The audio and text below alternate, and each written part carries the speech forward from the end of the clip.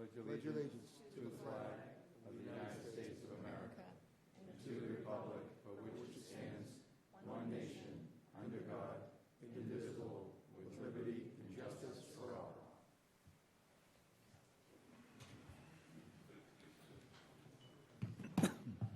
Thank you, Mr. Canty.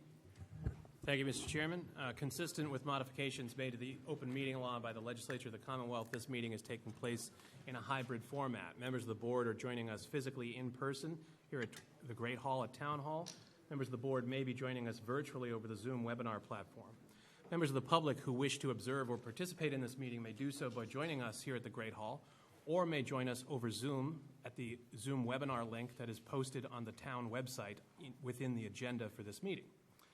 Members of the public that wish to simply observe the meeting may also do so by tuning into Comcast Channel 9 or Verizon Channel 47. Also, consistent with Massachusetts general law, any person may make a video or audio recording of an open session of a meeting of the Select Board after notifying the chair, subject to reasonable requirements of the chair, so as not to interfere with the conduct of the meeting. At the beginning of the meeting, the chair shall inform other attendees of any recordings. We have been notified that there may be a member of the press, Fred Tice, who will be making some recordings, as well as, of course, the local scene, formerly known as PAC TV, is recording and broadcasting this particular item. And we have another individual who's making a recording. Okay, so there is another individual in the audience also making a recording. That concludes the opening announcements, Mr. Chairman. Thank you, Mr. Canty. Moving right on to the licenses. Any questions or comments? Wish of the board? If there are no questions or comments from my colleagues, I would make a motion to approve the listed licenses and petitions and alterations of premises as a group.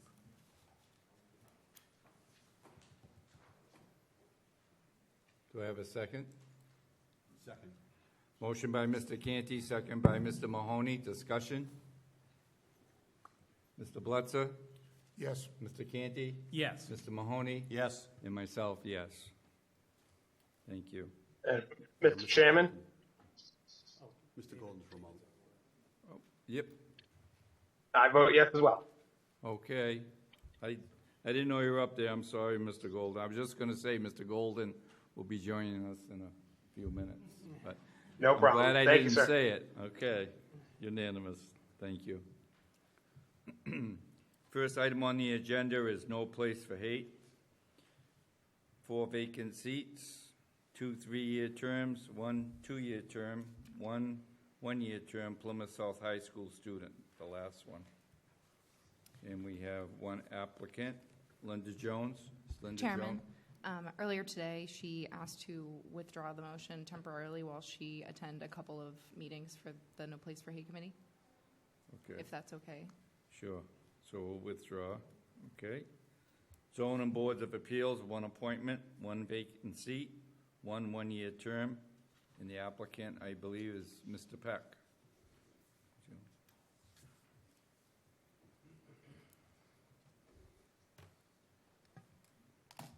Thank you for consideration. As you know, I was a member of the Zoning Board of Appeals through 2023 as vice chair.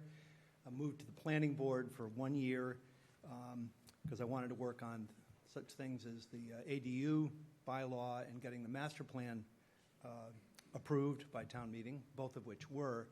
And my experience on the planning board was that it was essentially the same identical review. I'd look at the drawings, I'd look at the context in the neighborhood and listen to the neighbors, but the planning board makes the recommendations to the Zoning Board of Appeals, and the Zoning Board of Appeals would, makes a final decision.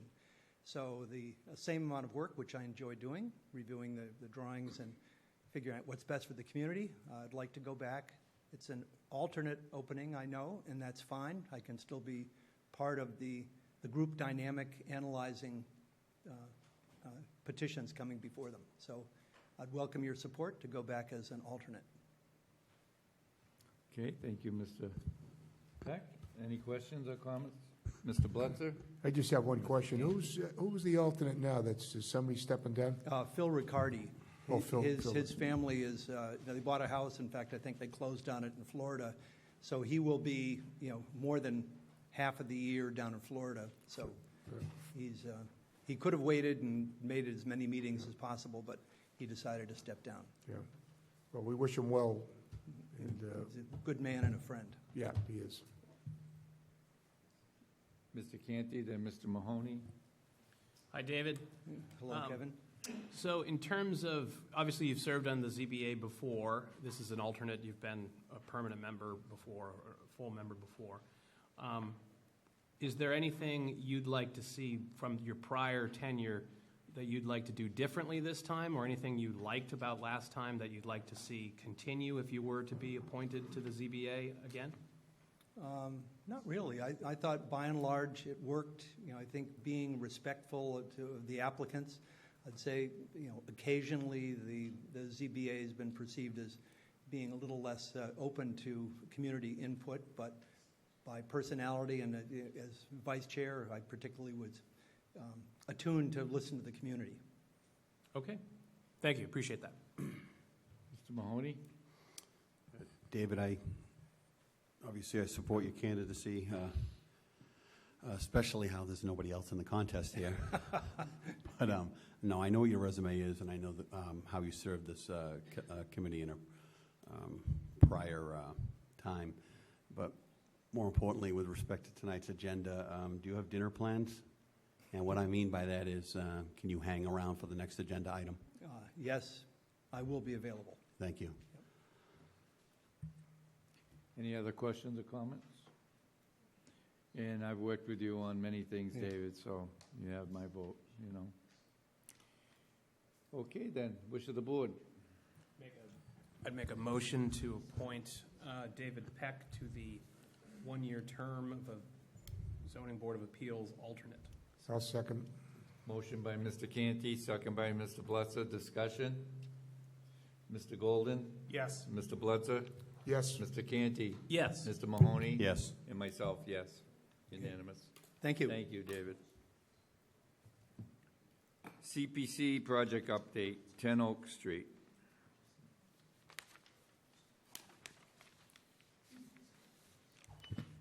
Good evening. Thank you for the board for allowing me to come and speak upon this topic. My name is Chris Plord. I'm the Assistant Executive Director of the Housing Authority. I'm here tonight to request an additional funding in the amount of $140,000 to complete the Oak Street conversion that we've been working on. This conversion is converting the old school building into 3 affordable subsidized units, and these units will be directly housing our local elderly, veteran, disabled community. So that I know it's a big need that we're looking for, but just kind of give some background. The request came in. This is our third request for funding. We submitted it to the CPC. I met with them on Thursday. There's an immediate need for this funding so it can get completed, get occupied, and not sit vacant anymore. So without having to perhaps go to spring meeting, it was suggested that we, come before the select board to see if there's any other avenues we could seek to award this funding. And also at that CPC meeting, it was discussed to try to meet with the building committee. I was not able to meet with the whole committee. I was able to meet with David this morning, and we did go over the project and discuss how we have gotten here today and why I'm requesting an additional funding. I am committed to working with the building committee and going to their meeting on the 12th for the duration of this project. I think they're a great asset to this town. Wish we were able to bring them on at the beginning. It probably would have helped alleviate some of these, issues and concerns. I don't disagree with any of the comments, concerns that were made at the CPC and perhaps here today. But I guess there's a bigger question of why we're coming up with more money, and it really comes down to the procedure of when this was awarded to us, the Housing Authority, and the other 2 requests. perhaps not a better contingency plan, and project foresighting could have predicted and helped alleviate some of these requests. But I can go through kind of chronologically of how we got here today, if the board should choose to help understand the request. Well, I wasn't here, so I'm a little interested. Sure. So back in 2019, June of 2019 is when the Housing Authority entered into a license to enter and use real property. So that's when the Housing Authority took over kind of management. That's when we started paying the utilities, the insurance on the property, using our maintenance staff to just maintain it. It wasn't until May of 21 when we actually could then, the deed was signed over to the Housing Authority. That had to do with COVID and some of the things why it hung up. From that point, we did do an assessment and a cost comparatives to see how much this potentially would cost us to renovate. We also went out, we did an internal designer selection, and there was 2 architects that came forth, and R2 was our primary architect that won. So they were our lead designer and oversight on this project. So we went under contract with R2 in September of 21. The CPC, based on the initial estimates of the construction, awarded us back on town meeting of the spring town meeting of 21, awarded us the initial award, $475,000. That was based off of the preliminary estimates and the original estimates back in 19 when we first were doing the studies. We went out to bid in November of 21.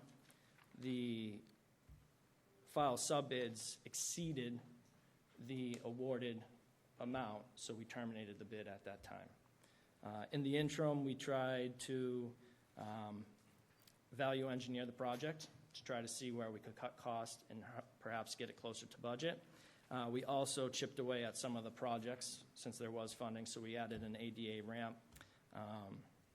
And the bigger project was we knew we had to upgrade the water main. What we didn't know at the initial bid was we thought we could just go with a kind of a retainage suppression system, but it was then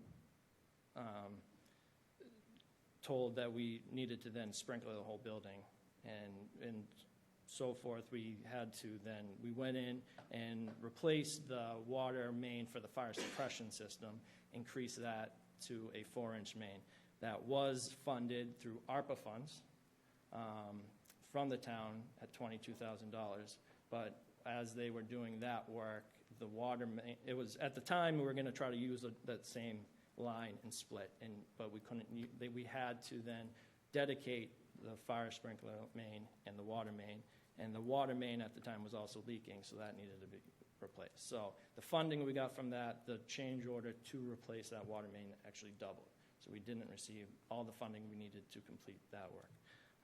So that is kind of goes into this part of this request for the 140 because we were shorted on that one a little bit.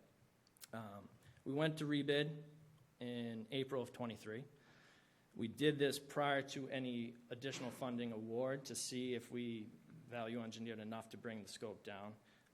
Those bids, the low construction bid came in at $856,000. And so that's when we went back to the CPC to see if we could get additional funding to take care of the new contract that we were proposing. The CPC granted us additional funds to offset those that additional cost that we received.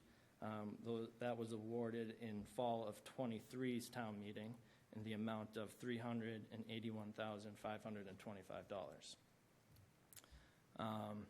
In addition, before we were rebid, we also were trying to reach out for grants and other things of that nature. We did receive a state grant for $150,000 as well to try to offset some of these costs. So we continued. We got the funding to then meet the need of the contract, so we started with the work. So the next project that really has as me here today asking for this money, is the sewer main. And that's what's going to, prevent us occupancy at the moment. So part of the general bid was just to scope the existing sewer main. Just have a camera go down and make sure it's satisfied. And at the time, the permits went in and were received under that request. When they went for the plumbing permit, the town engineer requested that we verify if it's a 4 or 6 inch main. If it's a 4-inch main, then we'd have to increase to the 6-inch main. We couldn't verify that from building because everything was underground, so then they asked for us to excavate it. Upon excavation, they determined it was a 4-inch, so we had to increase everything to a 6-inch. So we had to bring the engineer back out to redesign that. And we were going to go ahead with that work with the subcontractor, and as he exposed everything, it was determined that the pitch on the existing line was flat and didn't have the required pitch to meet code today. So by putting things in as they are, we would have to replumb the whole building that's already plumbed, and change, either put a pump-up system or something else. The engineer did decide, and now what we would go forward with on this revised PCO that we received is later on down Oak Street, the main is pitched far enough that we could actually meet that and still be a gravity fed. But this has increased that change order significantly and has exceeded any authorized funding that we have to date. So between the water main and then the sewer main, we had some asbestos that was exposed during demolition on old ductwork that we needed to have abated. It's renovating a 100-year-old building. There's a lot of unforeseen things. And another issue of why there was a question at the CPC is, the cost per square foot. Why is it so elevated too?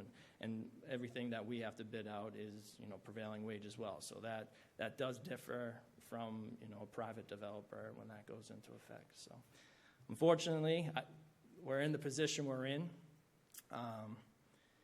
It comes down to, after meeting with David, it's a tricky one. I don't want to be up here. If I didn't have to be up here asking for money, I wouldn't be.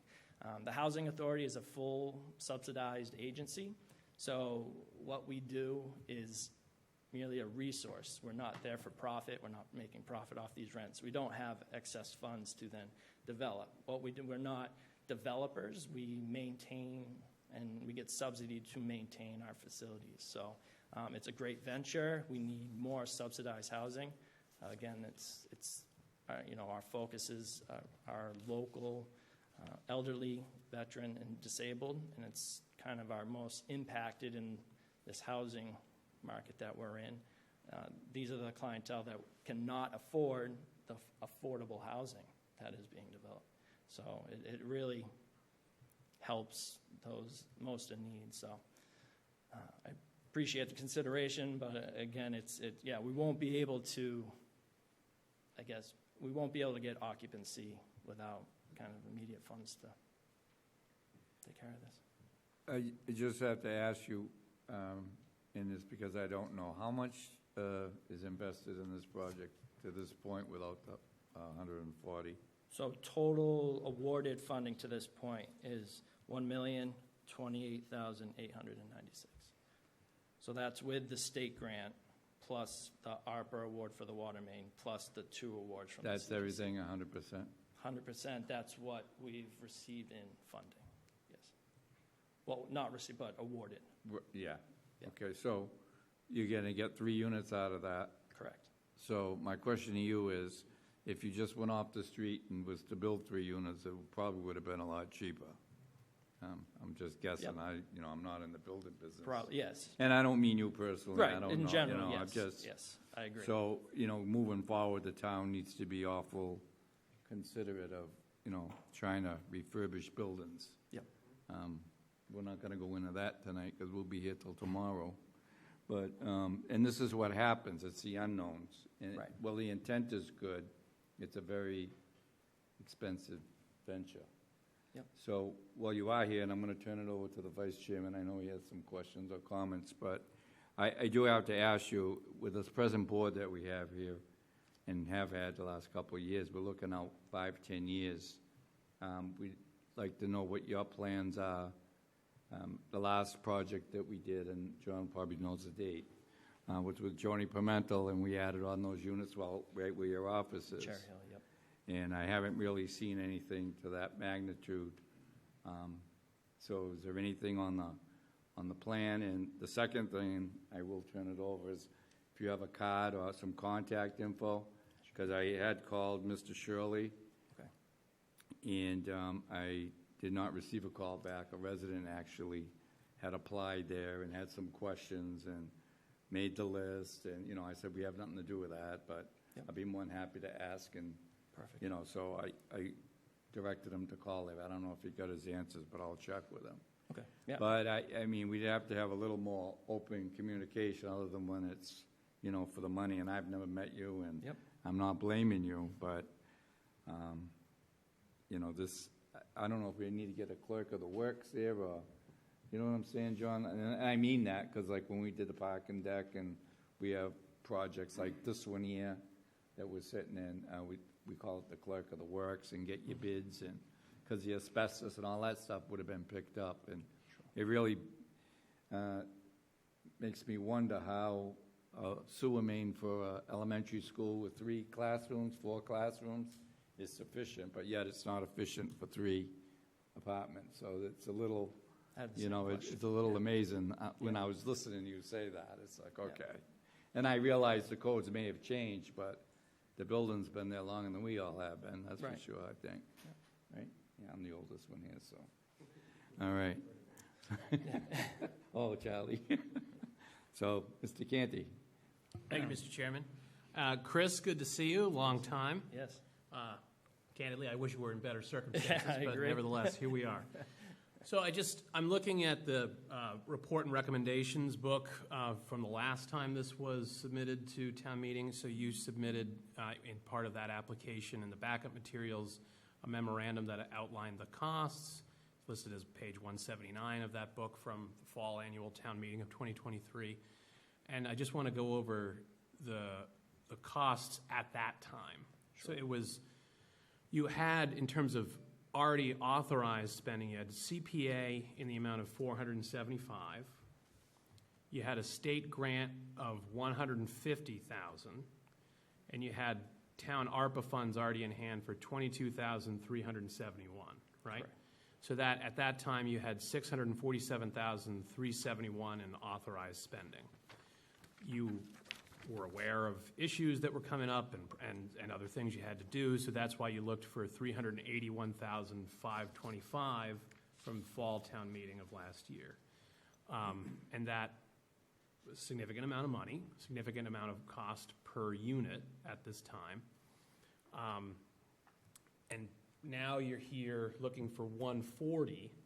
I guess, like, candidly, I've since the beginning thought this was a historical preservation project masquerading as an affordable housing project. I think the exorbitant cost per unit has borne that out, that putting affordable housing within historic structures is not the way to go.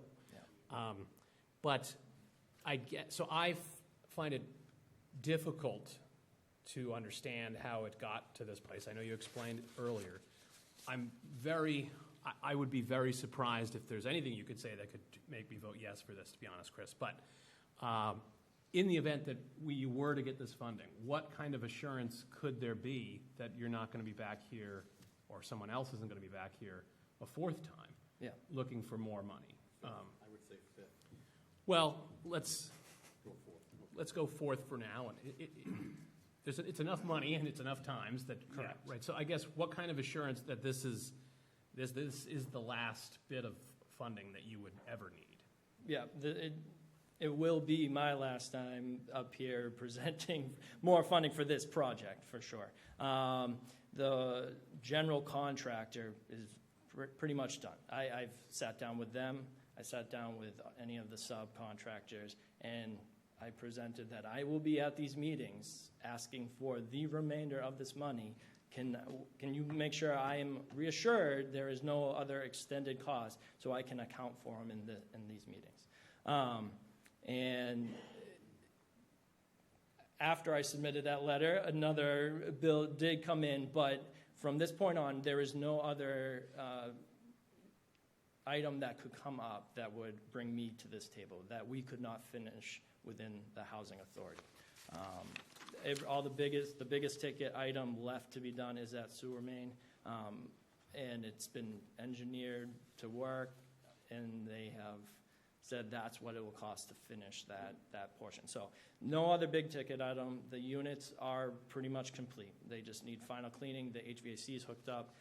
We're working with the water department to switch out the meter to get the water running, and then it literally just needs the sewer hookup to then be operational. We're tying up the fire alarm system, and so it is weeks away from being occupiable. Okay. So you mentioned a bill that already came. Is that rolled into this, or did the contractor eat those costs, or what happened with that late submission? So in that 140, there was some contingency planning in hopes to offset some of foreseen costs. So just so we're clear, this would bring the total, if more money were put on in this amount of 140, that would bring the total project cost to $1,168,000 and some change. Yep. Which would bring the total cost per unit to over $389,000 per unit. That's very Extreme. pricey. Yes.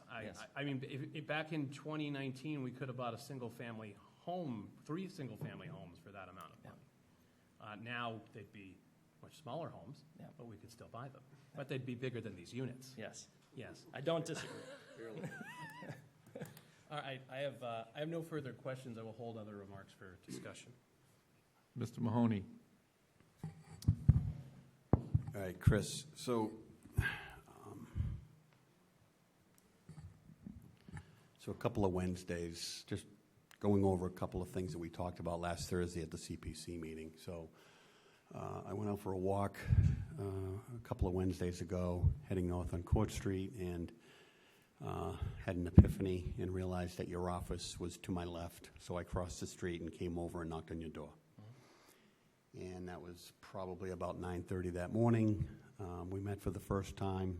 We had a 5 or 10-minute meeting in your office, and I left with the understanding that the project would be completed within a couple of weeks. Individuals would be moving in 4 to 8 weeks, and that there would be outstanding invoices for $90,000 to $100,000. And I left with that, and I believe the next day I communicated that to Mr. Peck and the finance director, because I was sitting in a row with them at the welcoming ceremony in the 1820 for the Japanese delegation. Mm-hmm. And I had asked you when the communication to the town manager and the board would be, and you said that was coming. You were crafting an email, and I believe that came 48 hours later, and that was that Friday afternoon. And what the 2 significant variables that changed in the email was that all of a sudden the project would not be completed. The project would stop, and then the outstanding value of the work needed to be done was $140,000. So I know you told the Community Preservation Committee Thursday night what happened in that 48 hours, but could you just reinforce that for the board now? Sure. Yeah, as I mentioned there in that meeting, I apologize for misspeaking at that time, potentially caught off guard and not prepared for a meeting. At that meeting that we had, that was the information that I had. Right. And the construction has still continued. So we have not halted construction. So I guess in that moment, in that conversation, at that time, the construction has not been halted. I also didn't believe that we would be unable to obtain an occupancy permit until I reached out to the other vendors and contractors. So from that meeting, the impromptu meeting to the 48-hour letter, so I wouldn't be up here embarrassed asking for 90 and needing 140 and having to come back. I made sure I did my due diligence, talk to the contractors, and get the correct figure. So then I could then make an appropriate request that would finish this project and get people housed. So. Okay, yep, that's satisfactory to me. So having said that, if this board is going to provide relief, the relief needs to come in October and not in April of '25. Because if the relief comes in April of '25, that means that that building is going to sit idle for 10 months, and that's not a positive.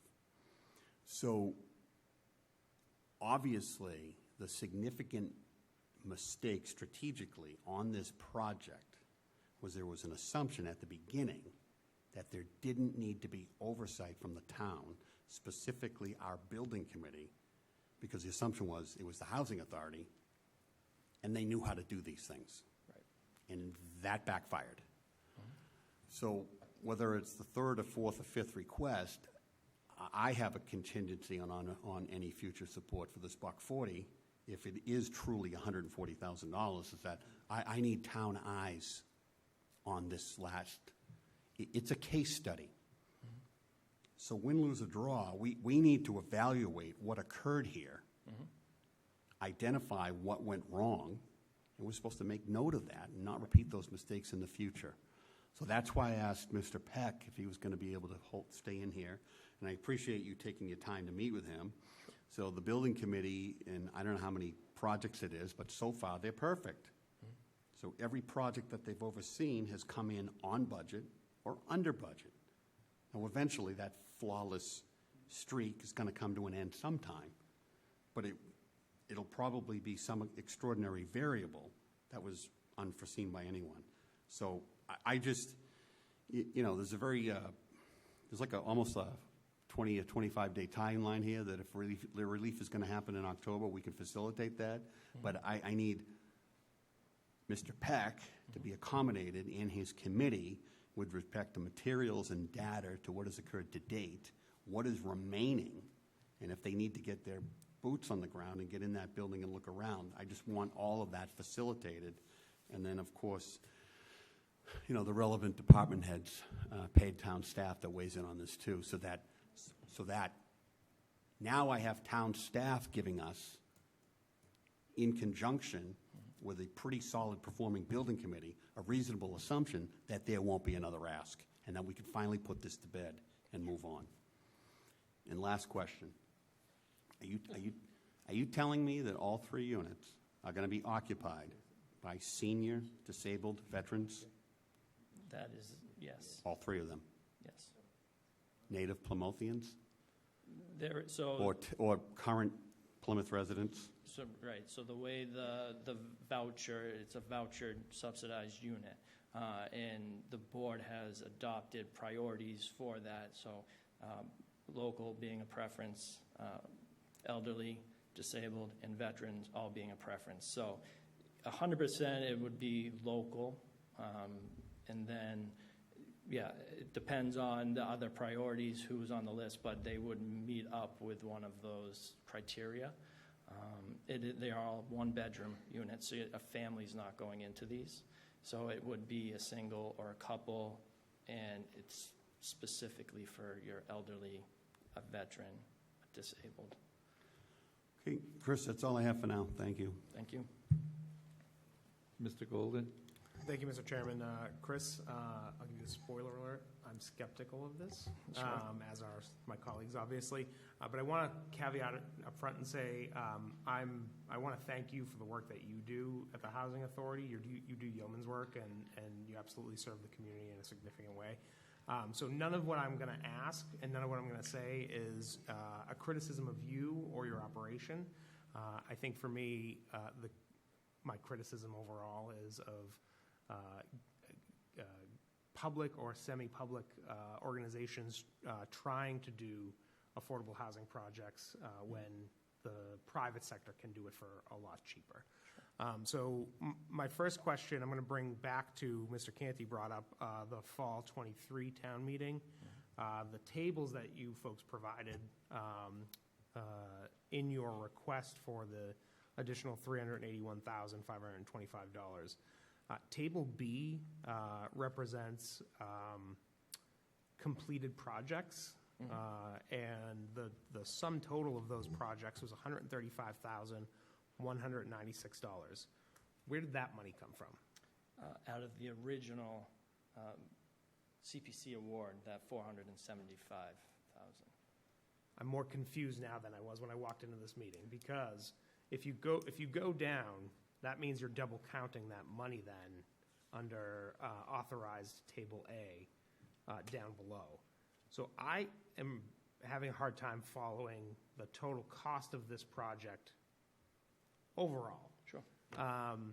And I, like my colleagues, I'm not certain that this $140,000 is going to get us over the line. Yep. And if we do fund this, it feels like we are going down a path that we've seen before. It would be surprising to me if this was the final ask. So that $135,196, assuming that it was a part of that 475, so does that mean that the Housing Authority went forward with work not knowing if they'd be funded for the remainder of the project? So right on the pre-work, yes. So the initial, once we received the initial award, we were able to then submit a request for the initial funding. So we received the funding of $166,251. And with that funding, we decided to move forward with smaller projects to help, I guess, bring the building up, enhance the building, because the part of the agreement was if we are not able to fund or complete this project, it would be sold back to the town for $1, because that's what we bought the building for. So we would sell it back to $1 if we could not fulfill our project. So we pulled out smaller projects that would help future development and also help the building. If we were to sell it back to the town, it was only going to be projects that would need to be done anyways to that building. So that's why the water main, the sprinkler, was taking care of, the ADA ramp, and some of the site prep to get us ready. So we went forward with those smaller projects prior to, but yes, we did not start the main project, the bidded project, prior to. So if this $140,000 isn't awarded, can I take what you've said to mean that the town will take the building back and will give you $1 for it? In the agreement, that could happen, yes. So the town will If end they up. so choose, we could then give it back for $1. Can I ask Lynn Barrett to come up? Because she's shaking her head. She did it to herself, folks. Is that correct? Sorry. What was your question, David? Is it correct that we would buy the building back for $1? I don't know. I mean, I'd have to look at the agreement. Okay. I know that I sent it to the town manager. I found it in the folders, the archive folders, that we did sell it to them for $1. I was just shaking my head because I think you share the same building. concern that I do. I don't think the town wants to own a historical building, as Mr. Canty has pointed out, masquerading as an affordable housing project. We've got one of those down in Manamet that I think has been troublesome for the town, and I don't think I need to name it in this conversation, but I see that that's the direction that we're going in. Thank you, Lynn. My final question is that you mentioned, Chris, that the Housing Authority is a fully subsidized organization. Mm-hmm. Can you talk about where those subsidies come from? Sure. The subsidies, so we have 3 different facets to our portfolio. The subsidies are federal and state, And federally, we have, here in Plymouth, we have two public housing, federal public housing. That's our High Cliff and Northfield sites, Prince Street and Nix Rock Road. So that funding is federally funded elderly and disabled housing. Fully subsidized, meaning the tenants pay a percentage of their income, a fixed percentage of their income. Whatever they have, that's what we would receive. Everything else, the salaries of the employees, the capital plans, everything else is fully subsidized. We have to create budgets. We have 5-year timelines. We sit down with accounting. Our books need to pretty much zero out. They offset, they make the revisions. So that's our federal public housing, elderly and disabled, High Cliff and Northfield. We also have state public housing. That would be our Cherry Hill site on Court Street. We have Southfield over on South Street. We have Castle Court right behind High Cliff. Those are our 3 elderly disabled sites. Again, fully subsidized. The tenants pay a percentage of their income, and everything else on those sites and our salaries are subsidized by the state. And then we have single-family homes. We have 5 of them. 4 of them in West Plymouth, 1 of them in Manomet. Same thing. And then we have a group home in Plymouth that is on 32 South Pond Road next to the Dunkin' Donuts. And that is a building of the housing authorities that we maintain, but we lease it out to a provider, VinFen being the provider in this case, and they put their client base. So that's more of your deeper needed community members, that more transitional housing or people that need assistance in that form. So all of our housing, everything that we do is on it's a nonprofit kind of basis. It's fully subsidized in what we do, and we have to submit capital plans. So projects like these we don't develop. The state and federal government has not. Joan was the last one to develop public housing.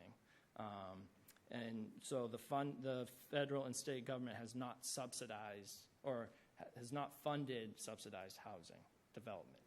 And so merely our capital plans are strictly maintaining our facilities and doing those projects to those facilities. So we haven't developed new subsidized housing in quite some time. Thank you. So I would say that most of the funding for the housing authority comes through the taxpayer, whether it be at the federal or the state level. Correct. Thank you. Folks, I'm skeptical of this. I think it's high time we really take a look at whether or not we need to be doing true public-private partnerships. I mean, we just, at our last town meeting, passed an article for 62 units at about $64,000 per unit, and this is costing us nearly $400,000. So I have a real problem with this request. If I may, Mr. Chairman, I have one final question, but it would be for the town manager. This request is to get it funded for October, Derek. Would we need to reopen the warrant in order to do that? Yeah. So we have multiple options here. 2 of the 3 options would require town meeting action.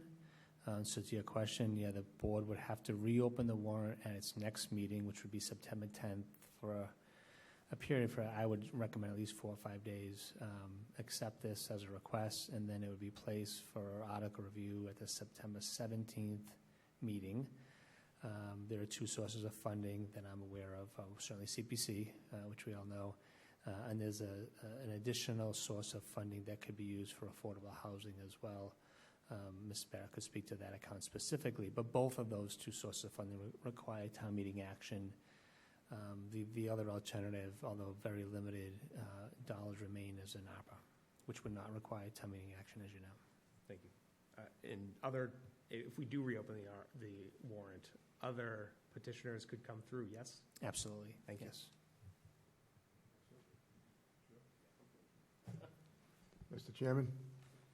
Hi, Chris. Thank you for your presentation. About 3 or 4 years ago, when I was running for Select Board, I met with Russ Shirley to tour the site down there, and we walked through the building, and And he was excited, and I was too. It was going to be, I believe there was 4 units at the time, affordable housing for our seniors or for handicapped and veterans, and it was something that we really needed. And we talked about the funding, and we were outside, he was showing me where the handicap ramp was going to be, and that was going to be a very expensive, that was a 6-figure, and he told me he was going to work with the schools and have the vocational program actually build that ramp. Is that who did they do that? No, we tried. So, and we weren't okay, able to. so that didn't happen, and so there was a lot of money given out, and the project, it's been taking a long time, let's put it that way. I'd drive by it, I'd watch it, nothing was happening. The last time they came before us, I forget when it was, but they came before us for a few $100,000. And my colleagues on the board, some of them were against this. And my comments were, we've come this far. It's something we need. You know, we've already invested so much money in this. Let's get this to the finish line. And 300 and some, that was a lot of money. But when I saw this on the agenda, I said, my feeling was, here we go again. And I have a hard time justifying giving more money. I really do. It's you know, we're talking about the sewer main. Shouldn't it have been done a long time ago? I don't know why is that in the end? I would think that should be an early part of the project. Isn't that all part of the plumbing? And I mean, I'm not a builder. I don't pretend to be, David. I'm not you or a facilities guy. But it seems like this has gone a little backwards. And again, I'm not being critical. I know you're coming in on this, but it's. I don't want to say the word mismanaged because I know there's been a lot of volunteers involved in this too. But this is a problem for me, giving more money. Yeah. It really is. So it's disappointing. We're being put in a tough position because if we don't fund this may not get done, and then that building may sit empty, and I don't want to see that. So anyway, thank you. Yeah. Thank you. John? Yeah, I was just wondering if we could get David Peck up there for a minute.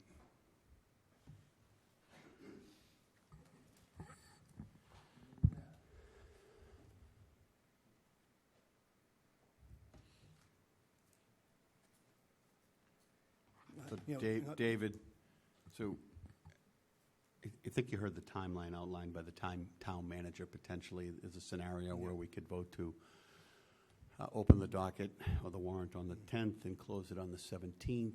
Can you just, does the building committee have a meeting before the 17th of September? We do. We have the 12th. Okay. I won't be there, but the committee, you know, we have a lot of competent people on the committee. So can you just, can you give a quick synopsis of what occurred in the meeting that you had today for an hour? Yeah. And can you go into, in detail, I believe you guys have hit like a slow period in your workload because some projects are coming off the books and going into completion, and you're on the verge of maybe picking 1 or 2 up, but you have the ability to review something. So what do you look at, and how would you review what has gone on here? If I could restate it, just, you know, when I heard this was on the agenda tonight, I actually contacted a couple other building committee members to be able to sit in on an informal basis because I knew we wouldn't have time to have an official full committee to review it.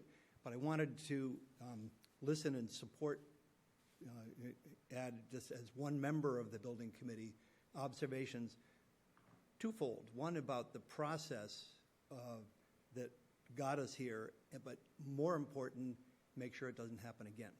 You know, and frankly, there were multiple, I consider dropping the ball because, as Chris said, they aren't used to developing buildings. And so starting at the very beginning, I'll just kind of touch base. They selected the architect without going to like designer selection. They had an independent process of selecting. They did an initial estimate of $400,000 to $500,000 for the project, and that's what they asked for. And we know sometimes estimates can be off, but that's where they got the 475 to begin with, and that was 21. Then they tried to value engineer and got some ARPA funds, did the small projects, and then they rebid, as you heard, in April 23. So I said, by the way, did you get an updated estimate before that, just to see what? And they said no. Now, every one of our town projects, you do more than one estimate. Sometimes you do two and you reconcile them. They didn't do the estimate. They believe they have a good contractor and the work that's in place is well done.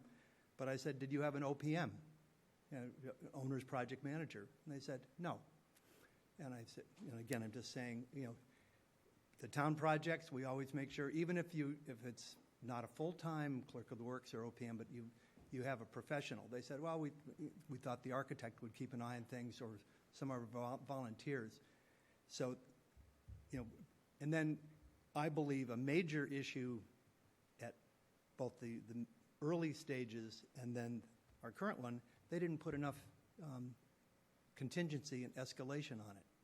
They basically took the bid that they got and looked at their remaining money, or the money they already had in the checkbook, and asked for the difference.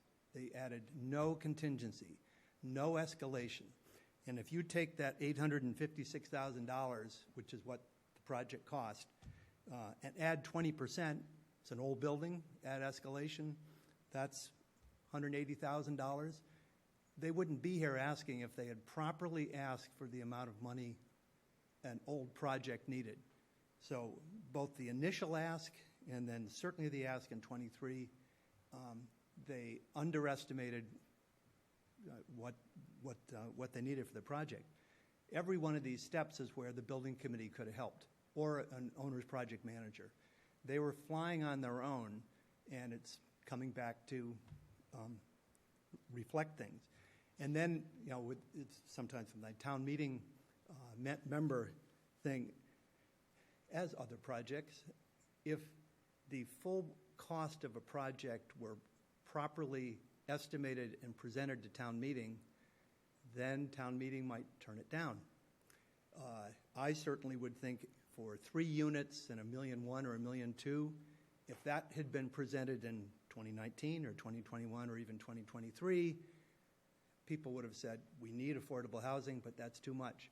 But by this sort of, bait and switch is wrong, but this sort of incremental underestimating to get to approval just becomes, that's part of the problem here. I just think it was, I won't criticize the design. I haven't walked around and looked at it, but basically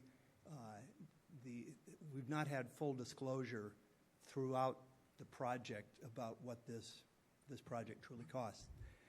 Just as an aside on the costs, I think by updating the infrastructure, water lines and basically a major sewer, the cost of that spread over just 3 units makes the overall unit cost that much more expensive. That kind of infrastructure you'd put in an apartment building with 10 or 20 units, but they basically, it's kind of, a Cadillac infrastructure for really only a Chevrolet need, if I can use that. It really is. So there were a variety of just, I'd say, poor decisions throughout the life of the project, and I am hoping that doesn't happen again, and Chris promised, Chris and Greg, his partner, going forward when there's projects like this, they will involve the building committee throughout, but particularly with estimate presentation, because this town has a long history, a periodic history of presenting low costs to get to yes, and then all of a sudden coming back. All right, so 2 more things, and obviously, the Community Preservation Committee, anything similar to this in the future comes up, your committee has to be involved from the get-go. And then the second thing is anticipating a potential discussion of this board on Tuesday, the 17th of September. Does that give your committee enough time to weigh in and properly vet the $140,000 and say to us with reasonable assurance that this will put this to bed forever. I will pledge for them, they'll take a look at it, but most of the cost of the project's already in place. I mean, you're down to 2 or 3 more elements to put in. Some of the smaller ones, updating a fire alarm panel, a couple $1,000, a little bit, it probably is less than 5 items, or, that the committee could look at, they could walk around, but we can't take out installed stuff. So I personally also lobby, I think like Charlie said, let's find a way to finish it. Take the lessons from it, don't let it happen again, but we shouldn't leave it empty. Those 3 families that could move in the near future. So I would hope, working with the Director of Finance, and you guys could find it. And if it needs to go to town meeting, so be it. I'll ask my group to put it on the agenda and talk it through and visit the property. But I'd work with Chris and his team just to see exactly what are the outstanding items. Because again, if they put in Cadillac finishes and they put in high level thing, we're not going to rip them out and get a credit. It is what it is. The horse or the herd of horses is out the barn door, but let's finish it and not let it sit even a month or 2, ideally, or certainly don't want to wait 6 months. So those are my few observations. I want to thank them for short notice spending an hour with me. And I want to thank you, and you already answered my last question, which would you recommend leaving it vacant? That's what I was going to ask. I do not recommend leaving it vacant. Okay, thank you. Okay. Anything else? Okay. Glad to help. Thank you. Thank you. Thank you. I guess the takeaway here is if we do empty some elementary schools like Hedge and Cold Spring, let's not try to convert them. Would you say that's fair? I think so. At least not without a clerk of the works. And the building committee, excuse me. Okay, wish of the board?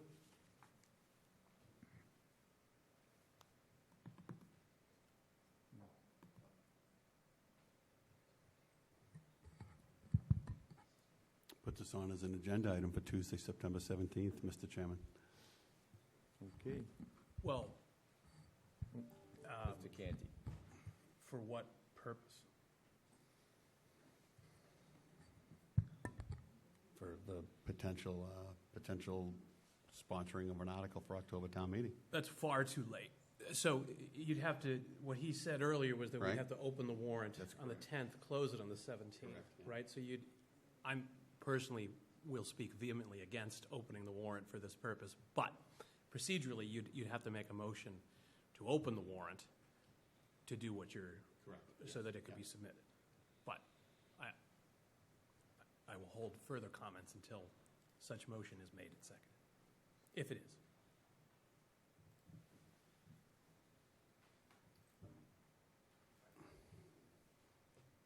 So, Mr. Canty, you're looking for a motion. You want somebody to make a motion to have this as an agenda item on the 10th? I very much do not, but if you would like to, if you would like to see that happen, that's what, in order to, you'd need to make a motion to open the warrant on the 10th and close it on the 17th and then have the item on the 17th. Because if you wait to the 17th, I mean, town meeting is a firm date. Correct. And those hearings that FinCom's having, those are all happening live, already started. So if you want this added to the warrant, what I'm saying is you'd need to make a motion to do so, to reopen the warrant at this point. Or on the 10th, but you can't wait till the 17th.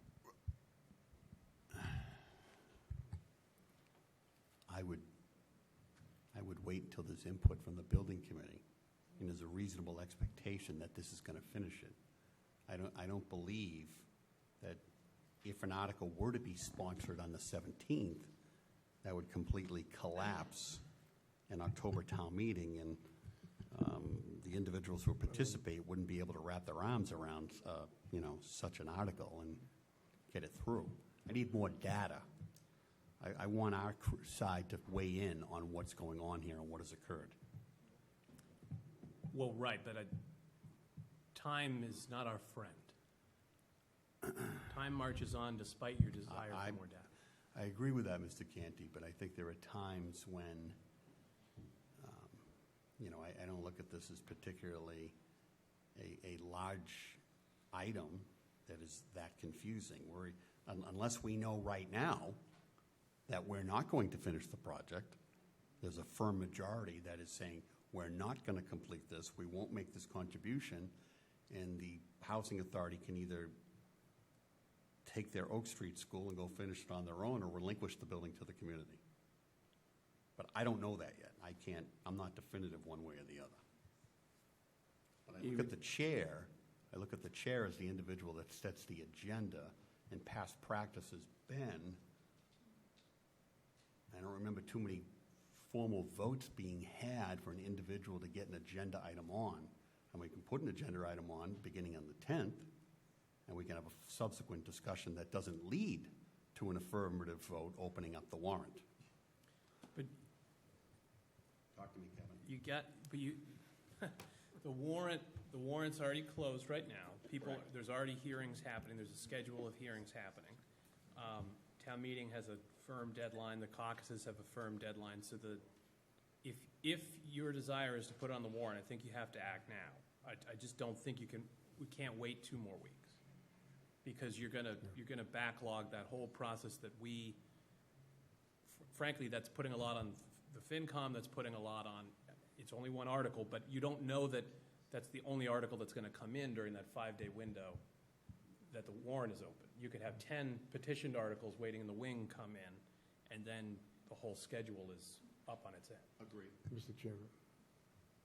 Is it possible to ask another question of Chris? Could you come up here, please? Chris, if you get the funding, do you have people ready to go for these units? Yes. How long will it take you to finish this project? The contractor said they'll be done in approximately 3 weeks. How long before you can get that occupied? I'd say give another month after that we'd be doing the work now we have the waiting list already done, so Plymouth residents? Correct. So it's just a matter of doing their formality, which would probably take a month. Mr. Chairman, thank you. I'd like to make a motion to open the warrant for this article on September 10th for a 5-day period, because I don't want this building to sit empty like we have down in Manametta, a $4 million building that's empty, and it's been empty for years. If we have people ready to go, we get 3 affordable housing, okay, maybe it cost us a little bit too much, some mistakes were made, but that's 3 affordable units that are going to be filled with handicapped, veterans, seniors, or all 3 of the above. So I'd like to at least vote on this.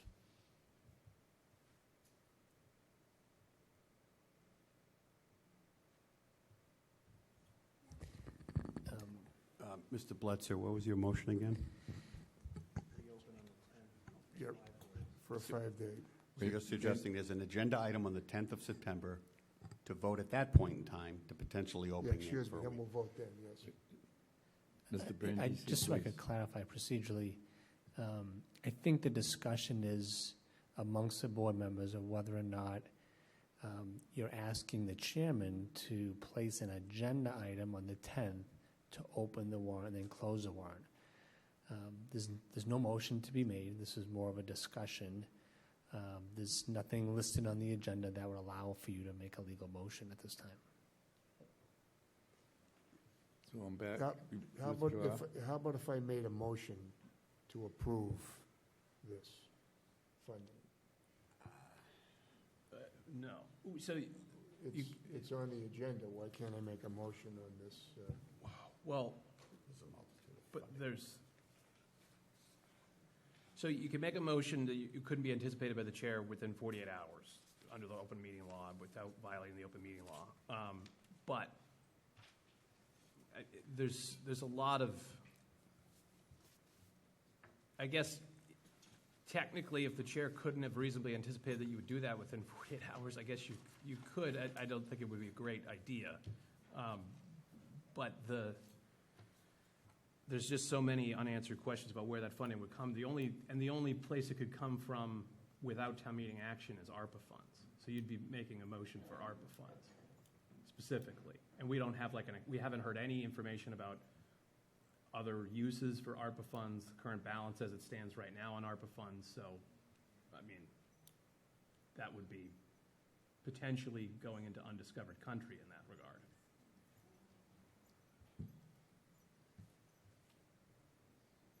So the CPC money, that's not in play here because we, Well, they'd have to apply to CPC, and then the CPC would have to vote on that, and then then they'd have to add that to the warrant while it's open. where's your, Mr. Chairman? Yes. So Charlie, yep, in theory, you could use Community Preservation Act money, but they would have to apply, fill out an application, apply to that committee. That committee would have to have a meeting and vote in the affirmative to sponsor that article, okay? The other two buckets of money are under control of the finance director. There's a bucket of money from the short-term rental or Airbnb tax. 35% of that goes into a separate account specifically for infrastructure to construct affordable housing. That fund has $110,000 in it. Yeah. So following up on what Mr. Canty said, you could go with all ARPA money, even though we've heard nothing tonight that outlines how much balance we have left or any of that is already earmarked for something. Or you could go $30,000 for ARPA money, and then, which doesn't need to go to town meeting, in a separate article for 110 from that specific account that I just referenced. so what confused me is I'm reading Dear CPC, so that they haven't gone before CPC.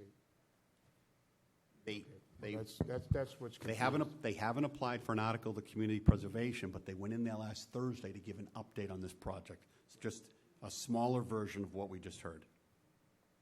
We had full 9 for 9, all 9 members were there, and Chris came in, and it was a shorter conversation than what we're currently having. So the purpose tonight, before us, them coming before us tonight,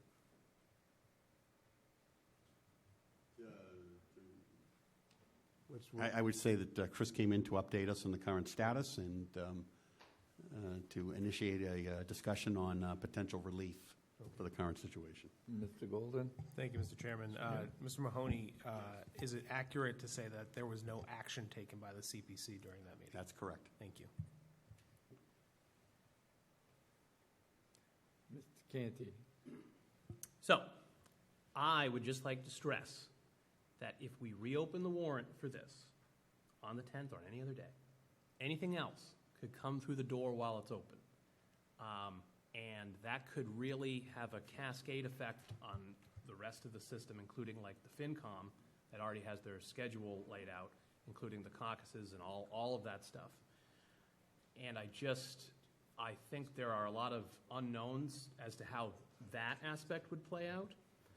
I am 100% confident that I am not going to put more money in this project for it in its current design. I understand that having it occupied with people that are in need would be a good thing, but we've talked during this presentation, during this discussion about how we don't want to see this happen again.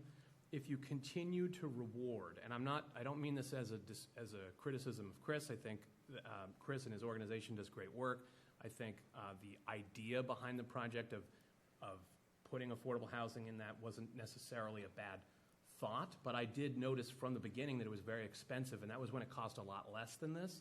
And now it's not even throwing good money after bad, it's throwing bad money after bad money after bad money. This is like a project that is fueled by cash, and it's just burning through it. $389,000 plus per unit is extremely expensive. And as Mr. Peck outlined, by not putting the total cost in, they're trying to draw you into a sunk cost fallacy that, oh, well, we've already put so much in, we don't want to lose that money, so we'll put more money in there and we'll get it occupied and we'll get it funded. I would rather do something like the town buys it back for $1, sells it to a private developer for $1 that would be willing to complete the affordable housing project work and do that. That's the kind of thing I could see getting this over the threshold. That would only cost us another $1. But putting all the money we've already put in, plus 140 more, plus whatever other more is going to come through in the future, I'm also skeptical that this is the last bit of money that's going to come through.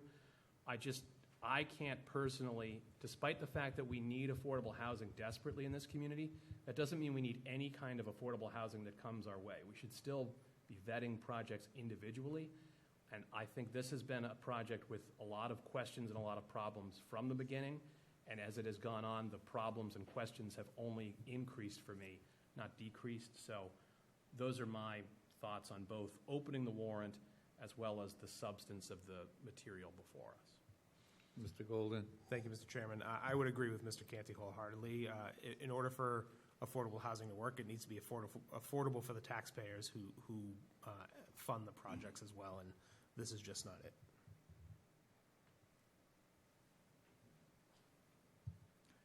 Well, did you withdraw your motion, Mr. Butler? I'm only asking because, okay. Listen, I was dead against this coming in. I didn't want to spend any more money on this project, but we're 90% completed. You know, we're just about completed. So you're going to give it to a developer for the 10% finish to profit off of this? That doesn't make sense to me. Believe me, I don't like the mistakes that were made. I don't like, we built this town hall in half the time it's taken this project, a $38 million project. So I'm just torn. I just don't want to see this Oak Street building empty like I've seen at Symes House. It's just, and that's a complete waste of money. So whatever we can do to make this happen, I want to try and make it happen. So. Mr. Mahoney? Yeah. Mr. Chairman, we don't meet next week because of the primary and the holiday weekend. We meet 14 days from now, and it's still, I defer to you as the chair of the board. I still think that this discussion can be continued, and it warrants an agenda item on Tuesday, September 10th. And there's nothing binding us to have a Tuesday meeting. I mean, if it's the will of the majority of the board, I can call a meeting on a Wednesday, a Tuesday, a Friday. It can be Zoom. It can, So don't let that be in the way of anything you might be thinking, if that's what the board, the majority is thinking. I mean, I'll always do that. I've always done that. So, try to make timelines. I guess I'm, it's very easy to say I wasn't here, but I wasn't for it. And the bottom line is we need $140,000 to finish this project. When I say we, the town. Give it to a developer for $1. That's not making the taxpayers feel any better. When you're giving away $1 million plus for $1, that's not, And I do have to say, you were on the FinCom, I think, for some of this. I voted against it. Did you? Okay. But, it is where it is, and we've been on this for quite a while. I do support finishing the project. How we get to the finish line, there's a lot of debate, and that's if it does. There's a couple members that don't, and rightfully so, but I see it at this point, 140, I'd like to see it finished. And we did ask Mr. Packer, he mentioned that not to leave the building empty, and we all know, because then if you do that and certain critters and stuff get in there and prices escalate more, then it's going to be $240,000. So we cut the losses, and I hope we all learn by this. And, I can tell you, I'll never vote John, I know you want a new elementary school or two, but no more remodeling schools as much as, not for the town anyway. So, Mr. Chairman, Mr. Golden. could I make a suggestion that we call a meeting for Wednesday, September 4th, to discuss this? Absolutely. I don't need a motion. I can call that meeting, so And I'll through, just put it in my notes here. and through you, Mr. Chairman, just a request for the finance director or the town manager to provide us with a current update of opera.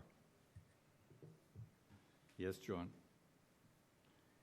So it looks like we'll have a quick meeting on the 4th, hopefully. Mr. Canty?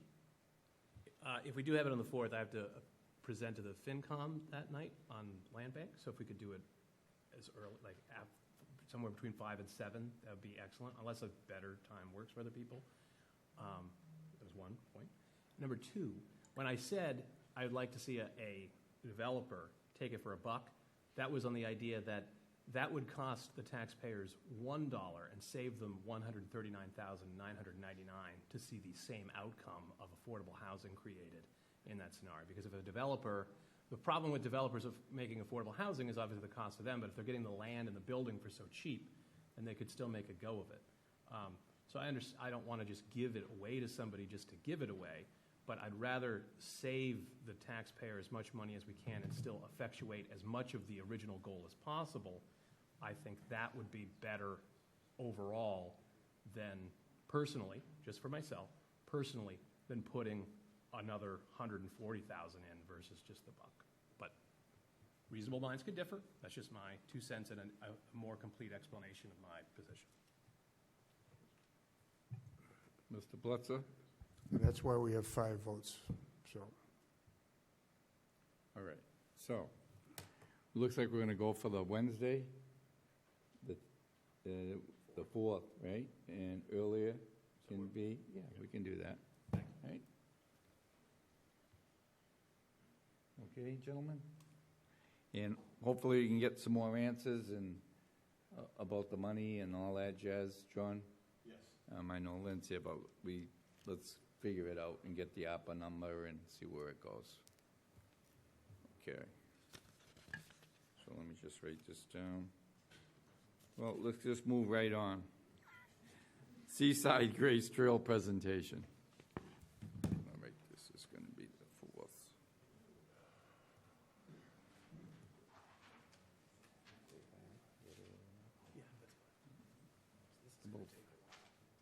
Let me just ask David. David, on Wednesday, can you meet with them to get you 4? Wednesday 4, so the staff can. Okay. 4.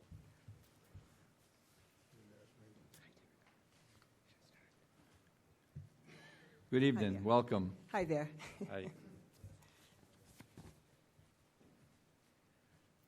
want me to go? Oh, hi. My name is Ann Jolis, and I'm the creator of Grace Trail. Thank you for having me here tonight, and thank you everyone who came to listen. That was quite a discussion to follow. I feel like we should all get up and walk the Grace Trail here. Yeah. Woo! Okay, so here we go. So I'm here with the Plymouth Grace Trail Enhancement Proposal for the Seaside Trail. How do I make this go forward? With the red? Okay. Okay. Oh, there we go. Oh, go backwards. Go backwards. Okay. So I think I need to start with what is Grace Trail. And so Grace Trail is a 5-step process that begins with gratitude and it ends with hope. The purpose of Grace Trail is to improve the emotional well-being and counter the daily stresses through a conversation of hope and possibility. This is important now more than ever because of the challenges facing us all. You see it in the schools, you see it in our community, our homes, our businesses. We are all facing unbelievable challenges. Grace Trail gives access to a self-guided process of building resilience, accessing hope, while connecting in nature with yourself and others.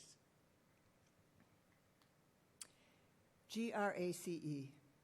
It's an acronym for these 5 words: gratitude, release, accept, challenge, and embrace. And the 5 words have 5 questions that accompany them. Gratitude. What are you grateful for? Release. What do you need to release or let go of to move forward in your life? Accept. What's calling out for acceptance in your life? Challenge. How would you like to challenge yourself to move forward in life? And embrace. What can you embrace as possible in your life? Oops. How did Grace Trail happen? In 2000, I found myself struggling with some really serious personal issues. Both my parents had passed away within 6 months of each other. I had 2 very creative and challenging teens You all know who those are if you have children. And I was changing my profession at that time. And I lost my balance in life. I just lost my breath. I found myself in my kitchen in a state of despair saying I needed to step into a state of grace. And I don't talk like that, but I just felt like there was the calm in the middle of the storm was over there and I couldn't get there. Later on that day, I saw 5 words in the word grace, and that was the gratitude, release, accept, challenge, and embrace. And I started asking those questions throughout the day, and I started to feel better. Started calling my husband at work, which I absolutely do not recommend. And I said, just listen while I ask these 5 questions. And every time I did it, he said yes. And he listened for 2 minutes, and I went on with my day feeling better. He came home one night, and he said to me, let's just do grace together. We walked around the block every night for an entire summer asking and answering those questions, and every time we did it, we felt better. Fast forward to 2012, my son is in Afghanistan in combat, and he did make it home, and I found myself faltering again. And I read an article about the Appalachian Mountain Trail, and in the article, the question was asked, who's hiking the trail? And the answer was, it's a whole lot of veterans walking off their war. I said, really? Where do I go to walk off my war? I can't get to the Appalachian Mountain Trail. I can't get to the Pacific Trail. So I decided to make a trail right in Plymouth. We had just moved to Plymouth, 2012, and I decided to make a grace trail along the Seaside Trail, and I picked up some big ocean stones, and I wrote gratitude. What are you grateful for? I wrote all 5 of the questions. I put them along the trail, over the side, and along the trail, a mile-long loop. I put up a couple maps. And they're still there today. I've been monitoring and loving this trail for 12 years, putting down the stones, putting down inspirational stones every day with an amazing response. I thought I'd be the only one walking it. I'm not. Thousands of people have come and walked the Grace Trail. We have some wonderful Grace Trail supporters here. People come from out of town. I walk out my door and I walk the trail. I meet wedding parties, grieving parties, recovery parties, family reunions. People have gotten married on the Grace Trail. They accept proposals on the Grace Trail, renew their vows at the acceptance stone. This Grace Trail is alive and well and well loved. So that is the story of the Grace Trail. And so today what I'm proposing and hoping will happen is that I'd like to enhance the popular Grace Trail, which is appreciated by so many locals and so many visitors. And I'd like to provide this as a gift from Grace Trail at no cost to the town through generous, I can't see the rest of the slide, but I can tell you what it says, through generous donations of corporations and personal donations, as well as local businesses who are donating all of the materials and all of the services to upgrade the Grace Trail to the same level of beauty and durability that is now in place across the country. There are 8 licensed Grace Trails all across the country, and I would like to bring this Grace Trail up to the standards of the licensed Grace Trails that are going across the country. And I'd like to do that so we can support and enhance our community's well-being by providing an accessible resiliency tool that people can go and access anytime with anyone, families, organizations, wherever. BID Plymouth has a Grace Trail we put in during COVID. We put in a licensed trail at BID Plymouth during COVID to support the heroes, the families, and the staff, and it's well-walked today. And BID Community Development is strongly behind this project. David Gould, the Director of Energy and Environment, and Nick Fiella, the Superintendent of Parks and Forestry, both would like to see this project go forward. And this is what the Grace Trail would look like, similar to the Grace Trail we put in on the Navarino Nature Center and Grace Trail in Wisconsin. This is what the gratitude sign would look like. We have 5 300-pound boulders that have been donated, sitting in the Plymouth Parks Department, waiting to be installed if this is approved by you. And that's what it would look like. We'd have the stones engraved with the questions and put along the Grace Trail off the Seaside Trail. And that's what I have. Any questions? Any questions or comments from the board? Yeah. Mr. Blitzer? Yeah. So where is the trail? Where will it be? The trail would start at Nelson Park, Okay, and it goes all the way down, straight shot, right down to Atlantic Avenue. Okay. With GRACE placed very carefully and safely along the trail with, I've walked it with David and Nick, and with all the consideration of making sure the current beautiful trail, that seaside trail, if you haven't walked it, is oh, no, spectacular. it's beautiful. It's beautiful. And so this has been planned so the trail will not, none of the pavement will be damaged, none of the new shrubbery will be damaged. The rocks will be placed off the path, still on town land, and so that they can be enjoyed by anyone who walks and safely enjoyed, and the path should be protected by its installation. And is it true there's going to be free refreshments down at Robbins Wharf at the end of the trail? Yeah, I think John Guglielmetti is going to be The providing. A great That's host. right, yes, there will be free refreshments. No, that's I hope we have a great opening of the trail, is celebrating both the enhancement with the town, which, like I said, that trail is unbeatable as far as any location, I think, in the United States. It's just spectacular. And like I said, I have gotten feedback from hundreds of people just how much they enjoy the Grace Trail there. Well, you're working with David and Nick, so I'm sure it's going to be first class. So, Yes, they are. Yep. maybe I'll start walking again. So, anyway, thank you. Okay. Mr. Yes. Canty? So I, as a North Plymouth resident myself, Yes. I walk the Seaside Trail fairly often. And I know we recently, not too distant past, I think we received a few donations, but one sizable donation from an individual to Yes, enhance the Seaside Trail. right. So, and I understand the rocks. I've seen the rocks, and I've seen some of the other existing signage and postings about the Grace Trail. I guess one concern, and I'm hoping you could address that concern, is like, I would hope if we have like the trail guide for walking trails within Plymouth, and people sometimes use those to find a trail they haven't walked before, Right. That was built with preservation funds or open space or whatever.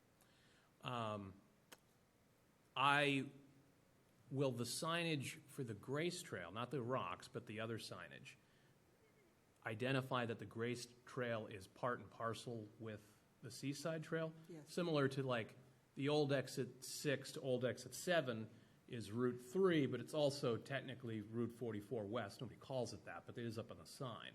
But you know that if you're directed to go up there, that is that.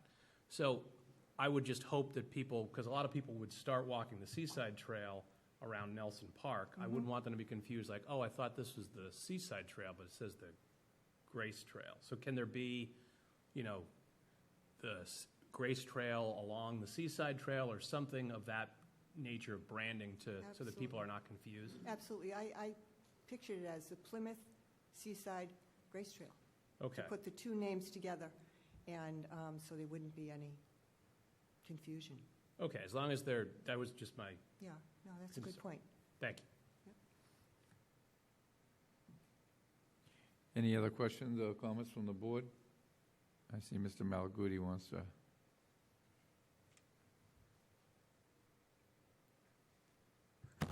Good evening, Everett Malaguti, Vice Chair of the North Plymouth Steering Committee. I do have one question. We do have 4 signs that are on the abutting streets to the rail trail that guide direction to the access points onto the Seaside Trail. The steering committee worked hard to get those new signage up because they were not existent in the past for actual directions. And since the North Plymouth steering committee was the antithesis of actually starting this project from its get-go along with CPC, I just wanted to make sure that those signs are not going to be renamed for the access, since the North Plymouth Steering Committee never heard anything from this presenter.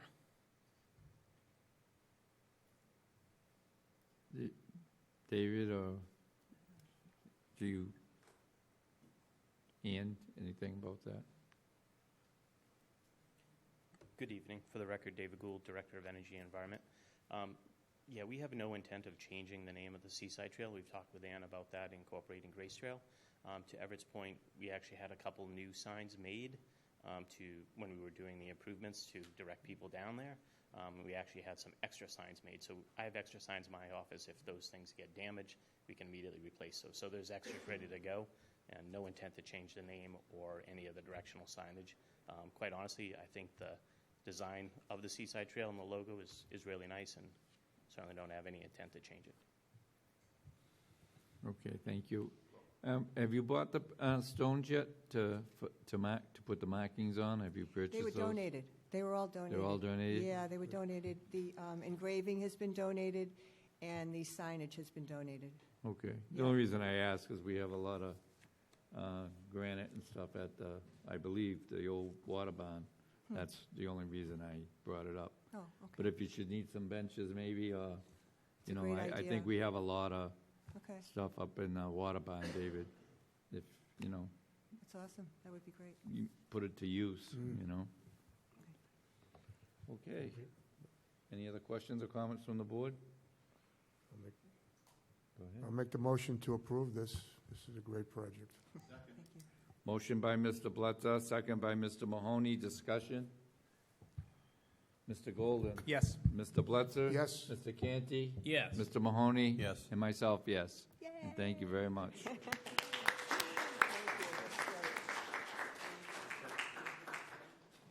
Ms. Barrett, Capital, Article 4.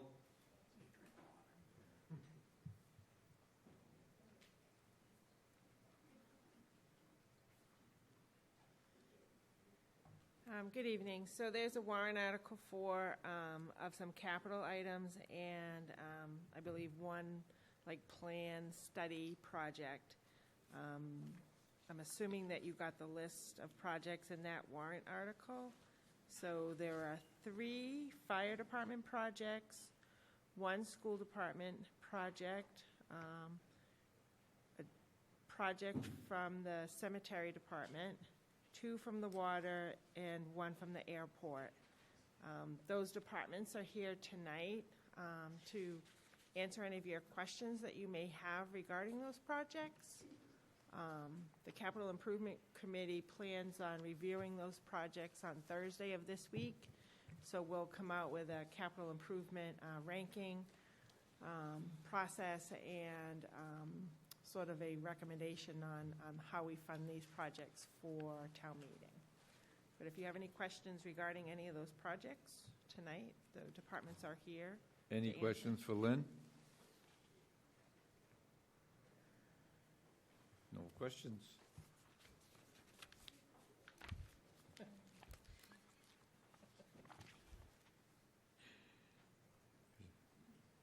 Article 8.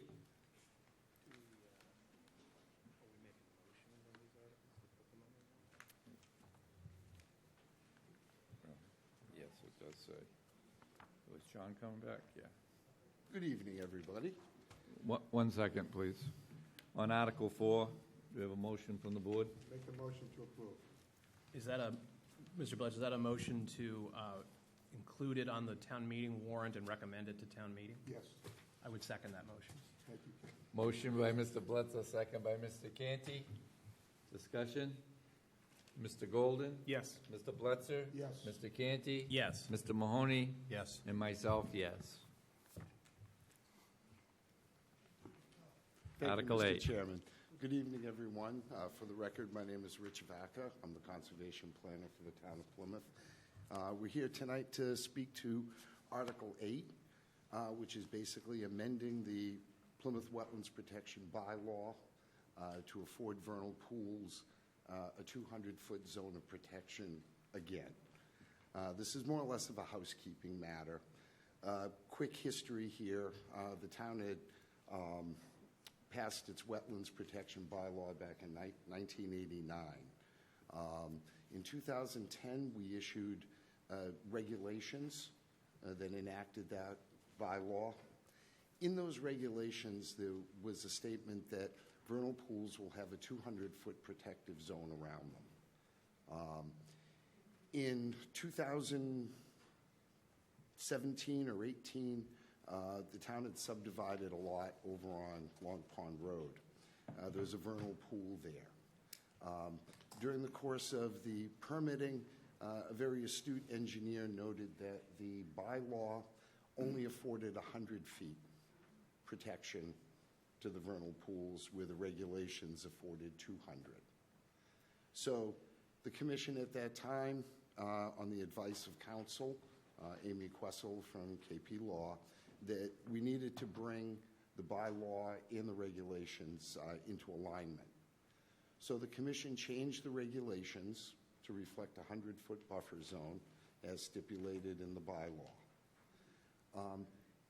with the intention of coming before town meeting and officially changing it back. The language in the bylaw doesn't actually even mention vernal pools, because at the time of its writing in 1989, the significance of vernal pools really wasn't apparent. It was later, around the 2010 range, that, we realized that these areas are important, and the commission included that language in their new bylaws. So we're here tonight basically for some housekeeping. Would like to change that to a 200-foot zone of protection in the bylaw, and then the commission will reissue their regulations to reflect a 200-foot zone again, which of course we've had for about 12 years now. So in a nutshell, that's what this is all about. Mr. Canty? Thank you, Rich. I guess looking at the materials, it stands out to me that while there is a definition section, and the definition section references in other definitions in some of these editions vernal pools, there's no definition for vernal pool in the definition section. And I think having I understand what a vernal pool is.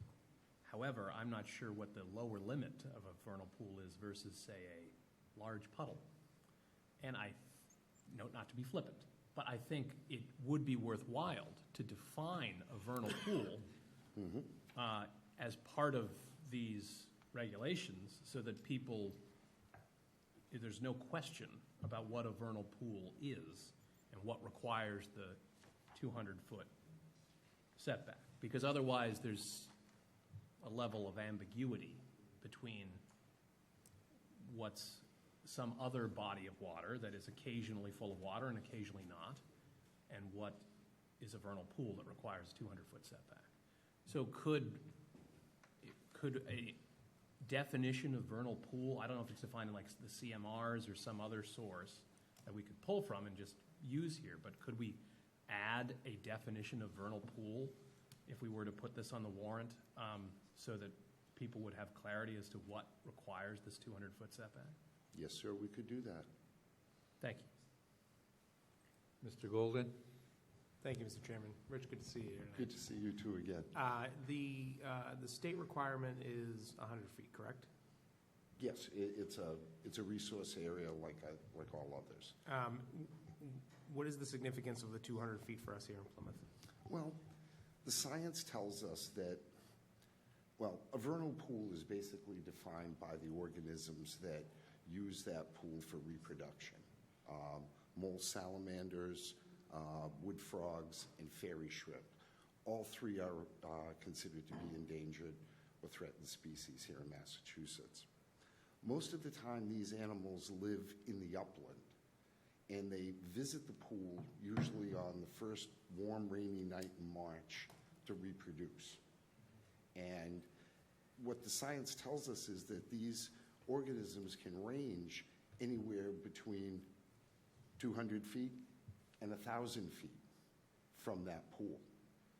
And it may not be actually circular. There may be, different trails that they use along the way from their population centers down to the pool.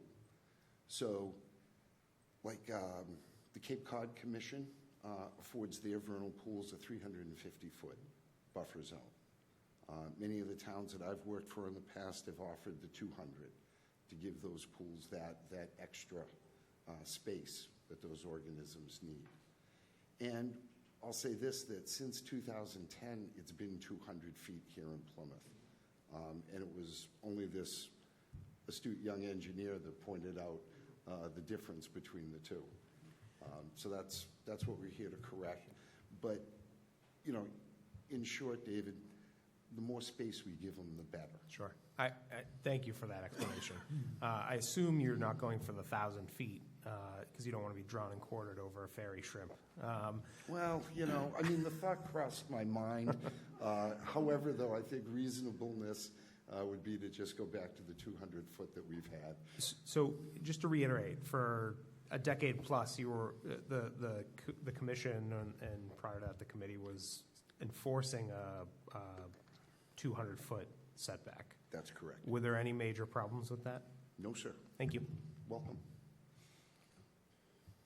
Hey, Mr. Charlie. Becker, How thank are you. That was my question, too. So it's just really a housekeeping issue. There's no properties that are affected by this that you know of, no identified properties?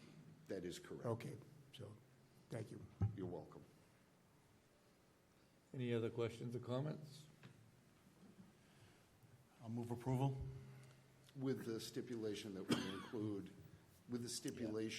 include, a definition of vernal pool in this iteration as we move forward. So moved. And is, Mr. Mahoney, is that motion to include Article 8 on the warrant and recommend it to town meeting once that definition is ironed out? Yes. I would second that motion. Motion by Mr. Mahoney, second by Mr. Canty. Discussion? Mr. Golden? Yes. Mr. Blitzer? I vote yes. Mr. Canty? Yes. Mr. Mahoney? Yes. And myself, yes. Gentlemen, Thank you, Mr. Barker. Good night, everyone. Article 18.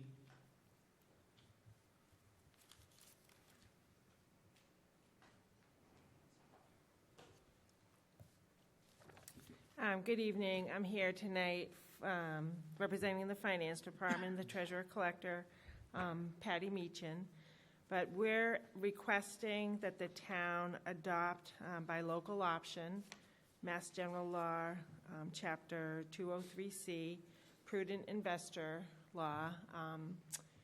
It is a local option for cities and towns to give cities and towns some more flexibility on being able to invest in products that we weren't able to invest in before. Prior to this, Prudent Investor exists, and it's used by like the Plymouth Retirement Board. So when they invest the funds at the Plymouth Retirement Board level, they use Prudent Investor law. At the local level, we were required to abide by sort of other Mass General laws for investing, say, in stocks. There were only 12 stocks on the legal list that we could invest in.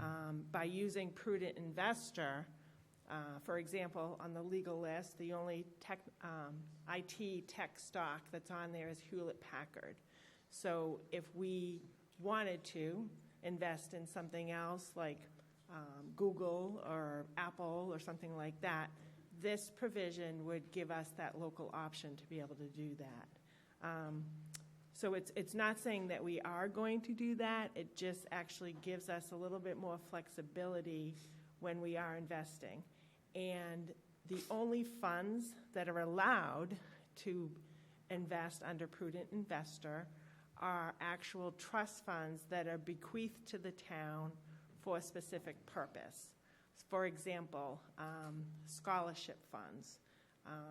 We have quite a few of those that have been bequeathed to the town with specific provisions that so much be held as principal and then earnings be used for scholarship, and with certain provisions in there. So those types of trust funds, we would use Prudent Investor to be able to invest in some other things that may be able to reap more benefit than ones that we had been investing in before.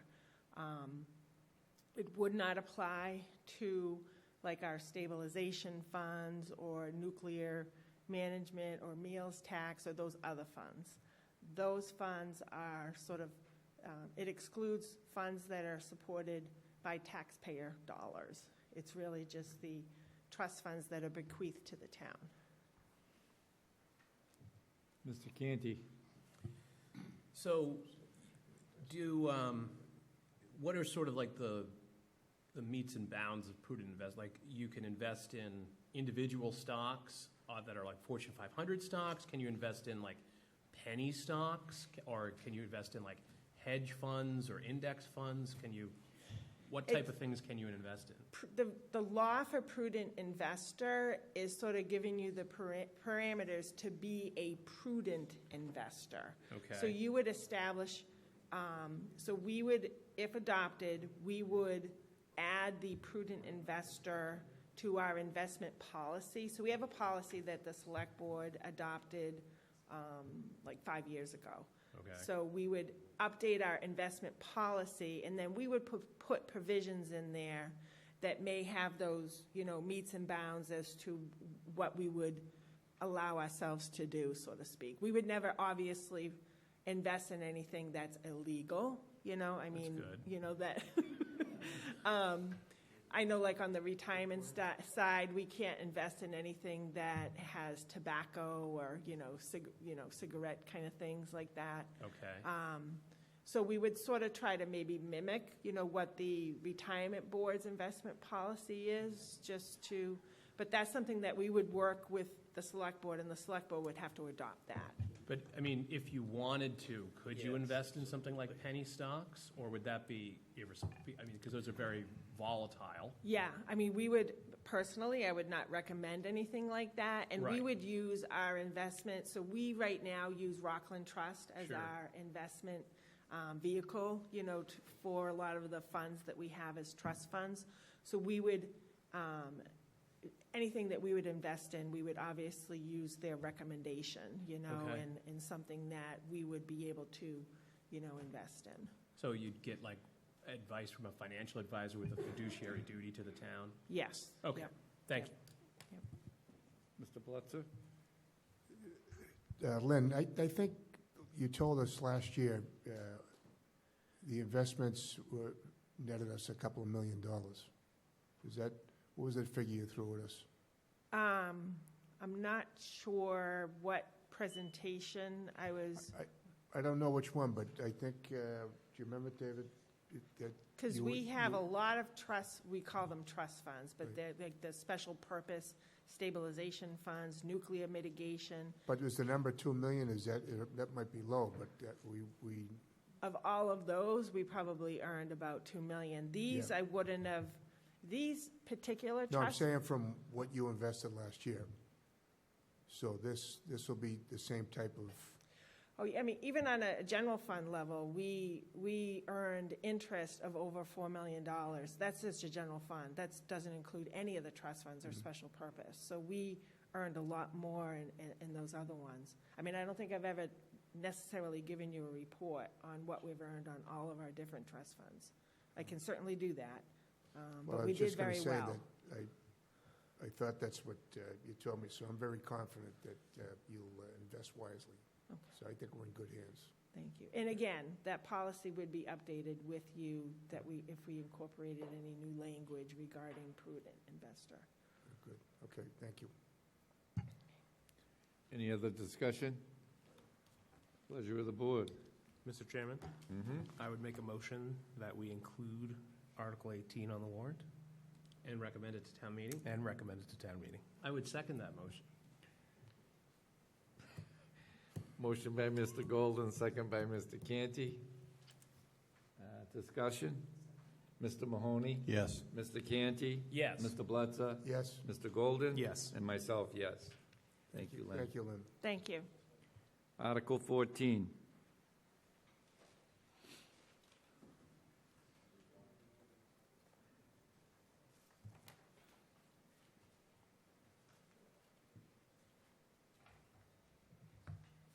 Good evening. This is, I believe, in regards to the Eversource easement at Stevens Field. Yes. Myself and Bill Coyle are here. Would you like a short presentation? Welcome. Thank Short one would be good. This article pertains to Eversource's request for an easement at Stevens Field. Now that that project has been completed, I think they're ready to put that into play. Currently, we've been operating under a license agreement with them, which was approved by this board on June 18th of 2024. I think it was Admin Note 3. So they're looking for an easement rather than a license agreement. And this is standard practice, right? Yes. Housekeeping. Any questions from the board? Pleasure of the board. I would make a motion, David, unless you have a question. No, I was going to make a motion, but you feel free to since you've got the language down. That's it, yeah. I would make a motion that we include Article 14 on the warrant and recommend. To the town meeting. And I'll second. Motion by Mr. Canty, second by Mr. Golden. Discussion? Mr. Mahoney? Yes. Mr. Canty? Yes. Mr. Bledsoe? Yes. Mr. Golden? Yes. And myself, yes. Thank you very much. Thank you. Thank you. I'm going to pass over the administrative notes and go right to public comment. Mr. Tavares?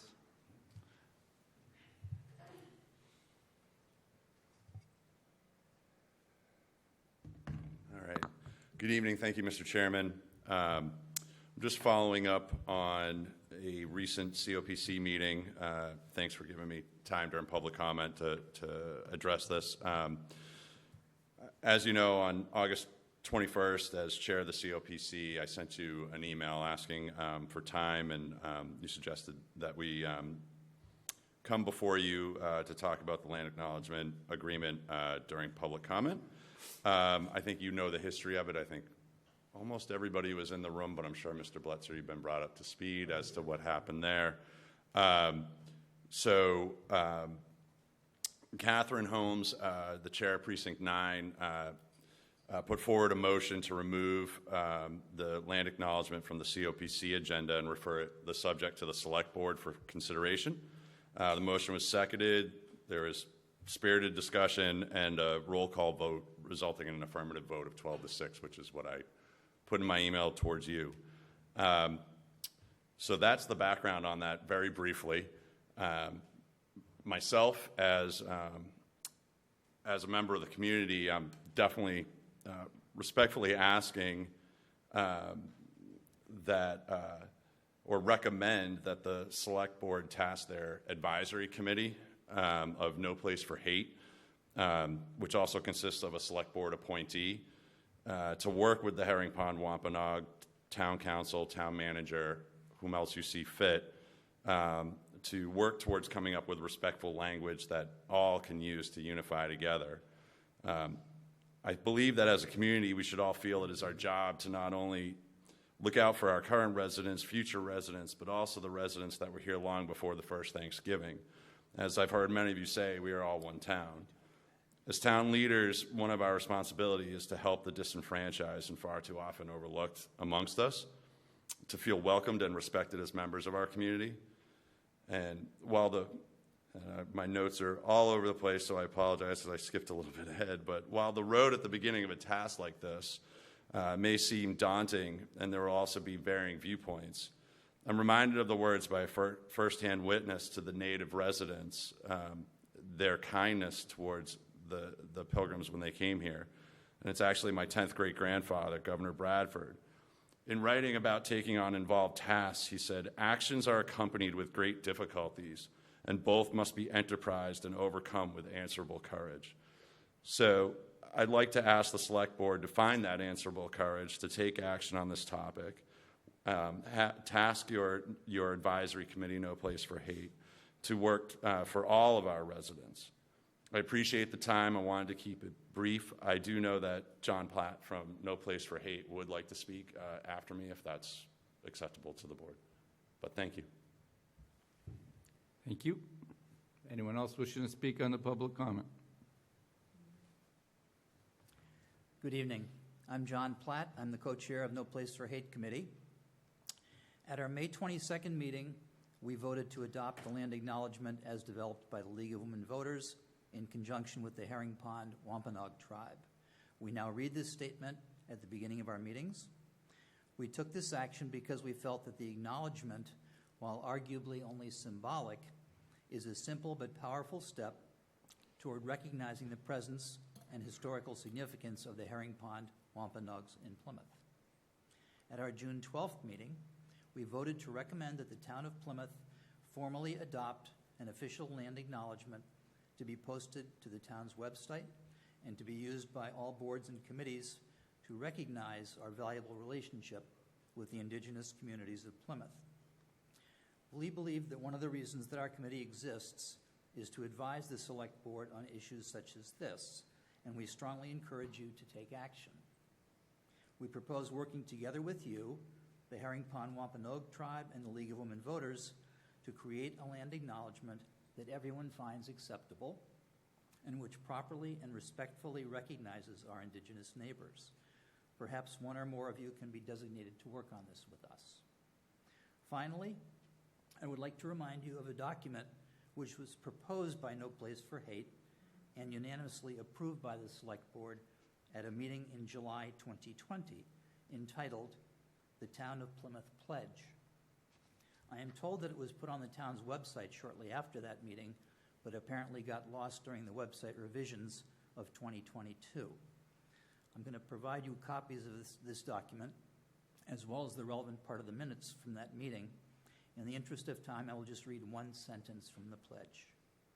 Quote, "We pledge to support public policy solutions that will prominently, openly, and enthusiastically promote racial and social equity in all aspects of human affairs and to work to eradicate racism from our society." End quote. We believe that the Town of Plymouth Pledge gives strong support to the creation of a land acknowledgement. Thank you. And next, Phoebe Flynn of the League of Women Voters would like to make a brief statement. With your permission, John.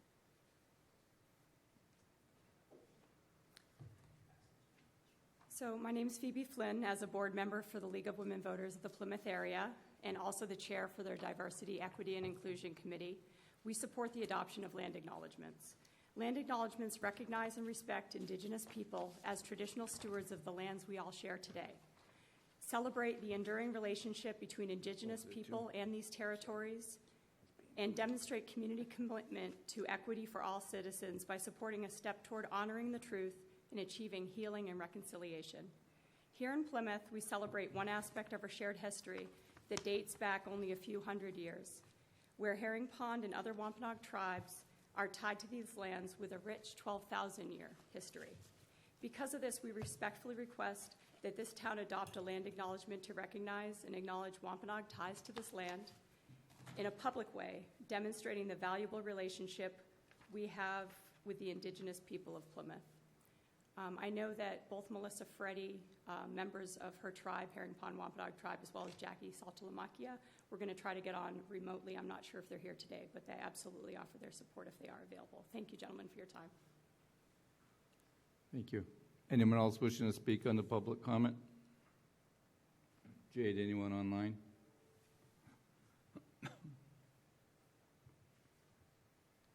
Paul?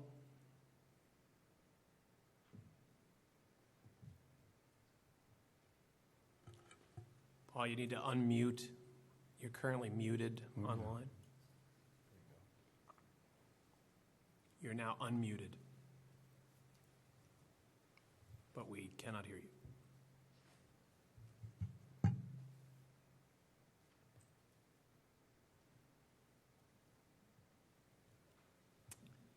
Well, seeing that, if he comes left the back meeting.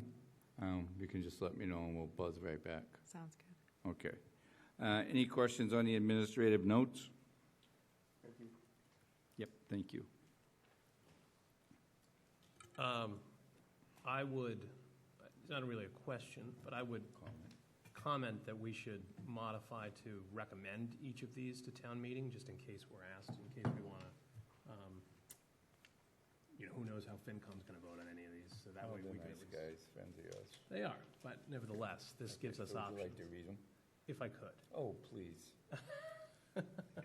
So I would make unless there are questions from any of my colleagues, I would make a motion to approve Administrative notes 2 through 6 as a group, modifying that we would be voting to approve and add them to the warrant as well as recommend each of these articles to town meeting. Do I have a second? I'll second. Motion by Mr. Canty, 2 through 6, second by Mr. Golden. Discussion? Comments? Mr. Golden? Yes. Mr. Blitzer? Yes. Mr. Canty? Yes. And Mr. Mahoney? Yes. Okay, and that brings us back to 1. I would make a motion that we approve Administrative Note 1. Second. Motion by Mr. Canty, second by Mr. Golden. Discussion? Mr. Mahoney? Yes. Mr. Canty? Yes. Mr. Blitzer? Yes. Yes. Mr. Golden? Yes. Unanimous. Town managers report, please.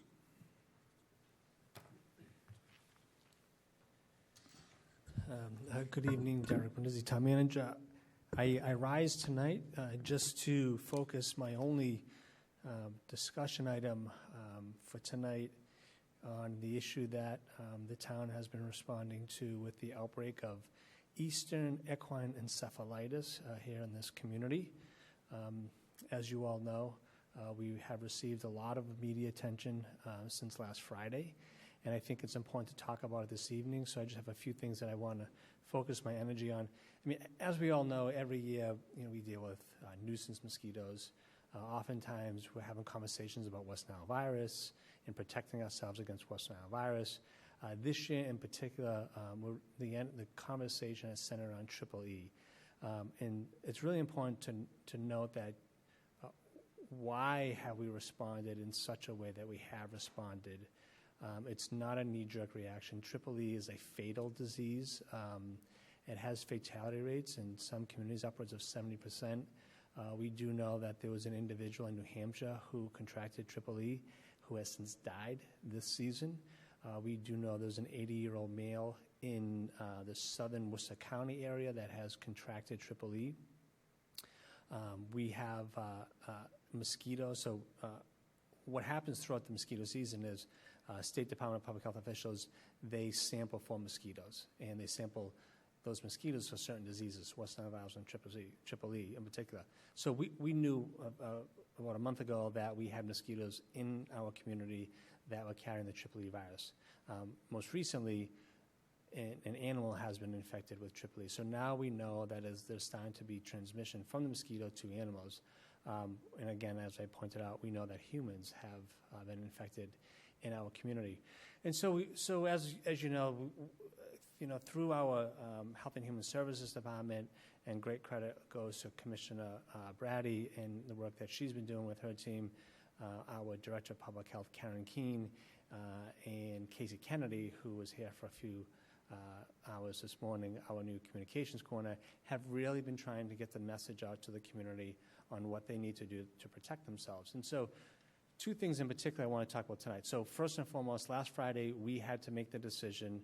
We had a conference call on Friday with local mosquito experts, with state officials, with local health officials, with the school department, the school superintendent, and really had the difficult conversation on what the town needs to do to protect our residents. And at that time, we had to make the decision, unfortunately, to close all of our parks, our playgrounds, and our athletic fields from the period of dusk till dawn. Why dusk till dawn? Because that is the period of time where mosquitoes are active, the adults are out there, and that's when they're biting.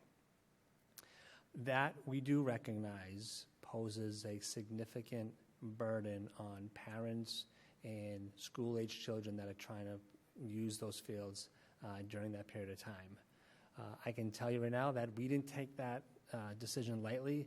As a father whose son who played tackle football from 4th grade all the way up to his senior year, he lost his senior year of football because of the pandemic. So I do recognize the stress that this decision has made on athletes. But in saying all that, our athletes are not losing their season. They have to modify their schedule to play and practice during the times where it's still daylight and it's prior to dusk. So again, maybe there's no Friday night lights this football season. They have to move the games to Saturday afternoons. But we think it's in the best interest of our community to protect those. Again, we're talking about a disease that has a high fatality rate. I know I said it once. I'll probably say it a couple more times. We're talking about people dying, and so we're trying to do the best that we can to prevent that from happening. And so the other issue that has arisen as of Saturday, we had a conference call Saturday afternoon with state health officials who declared an emergency. And I'm going to talk about what they have decided to do. The State Department of Public Health and the Massachusetts Department of Agricultural Resources, they have invoked aerial spraying, which is different. So typically we use ground spraying that's on the back of pickup trucks that go through our neighborhoods and spray for adult mosquitoes.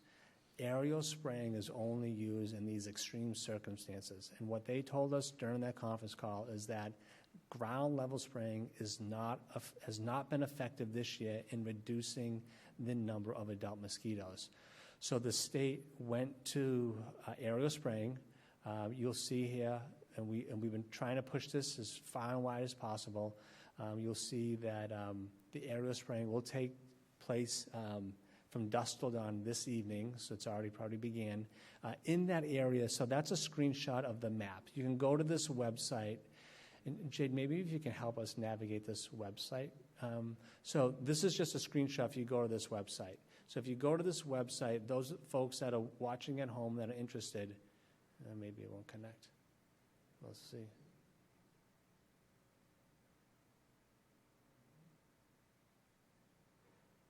So while she's trying to connect, I'll talk a little bit about it. So when you go to the website, you see the map, you see the red outline border.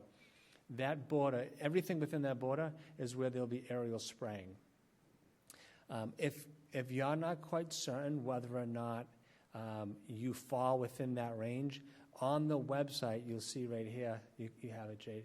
You can see if you're going to find a location, scroll down a little bit, please. So you see the map. That's the map I just showed you on the PowerPoint. You can click into this box. You can put in your address, and it'll tell you whether or not the property address is going to be within that spraying area. I think you got to put Plymouth. Yeah, there you go.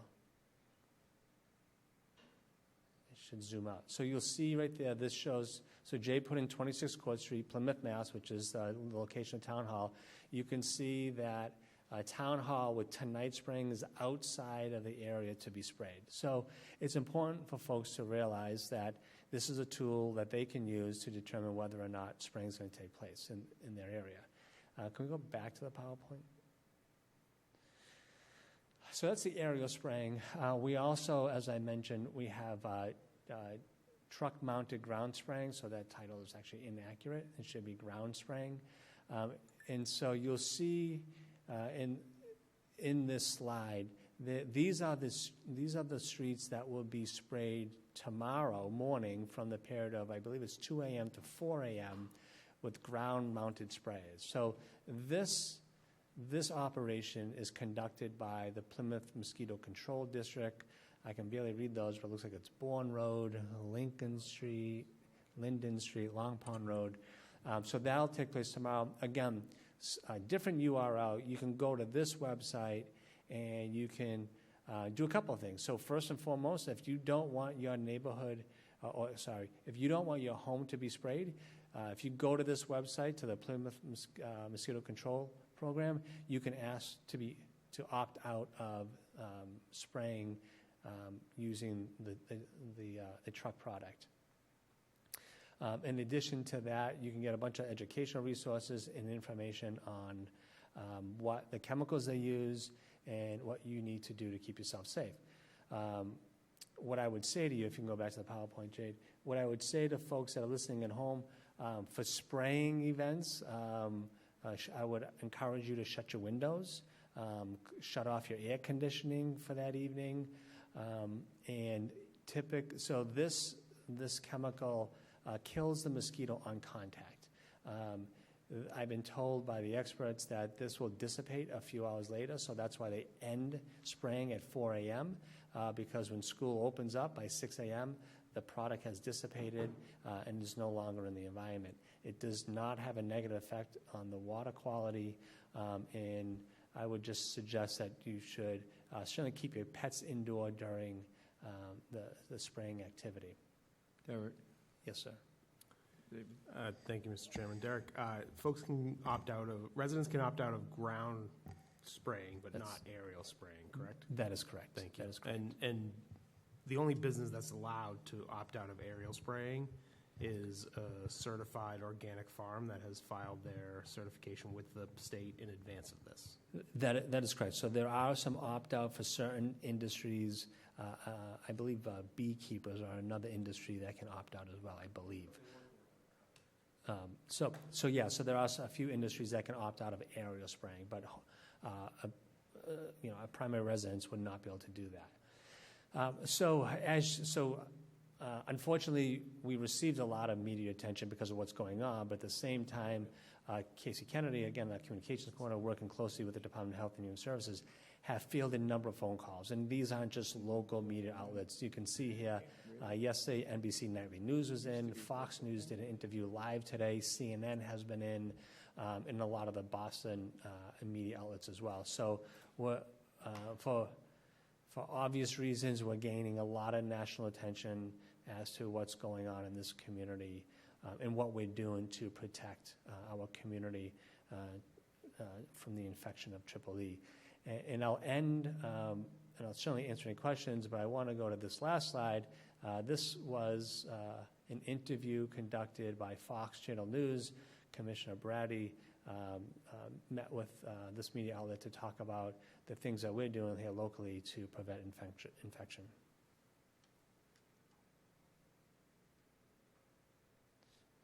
Assuming we can get audio.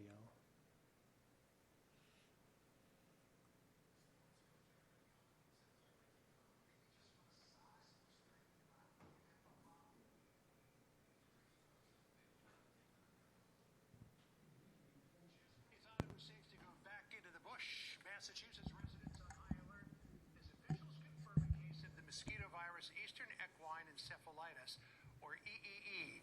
The case prompting towns to take action to stop the spread as it could lead to severe illness and even death.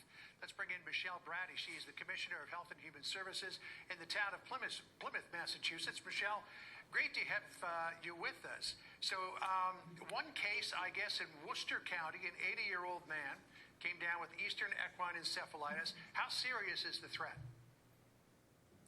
Hi, thank you so much for having us. Of course, it is a serious threat. We do take it seriously. Triple E is rare, but it definitely has serious side effects that can potentially be fatal.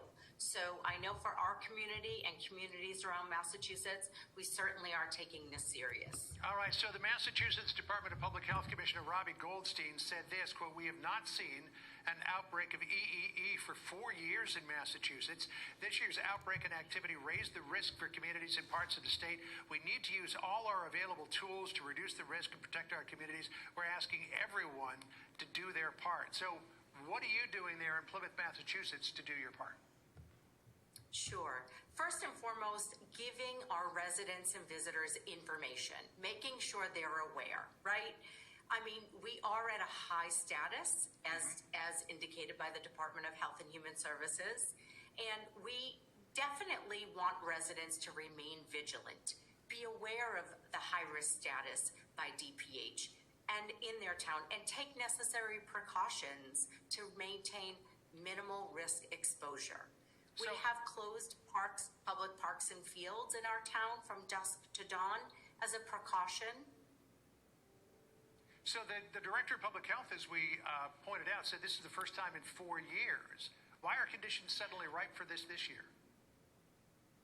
It tends to go in cycles, is what I'm told, and about every 4 to 5 years, it does come around, especially in Massachusetts. Swamps are most affected, and we seem to be a nice breeding ground for that.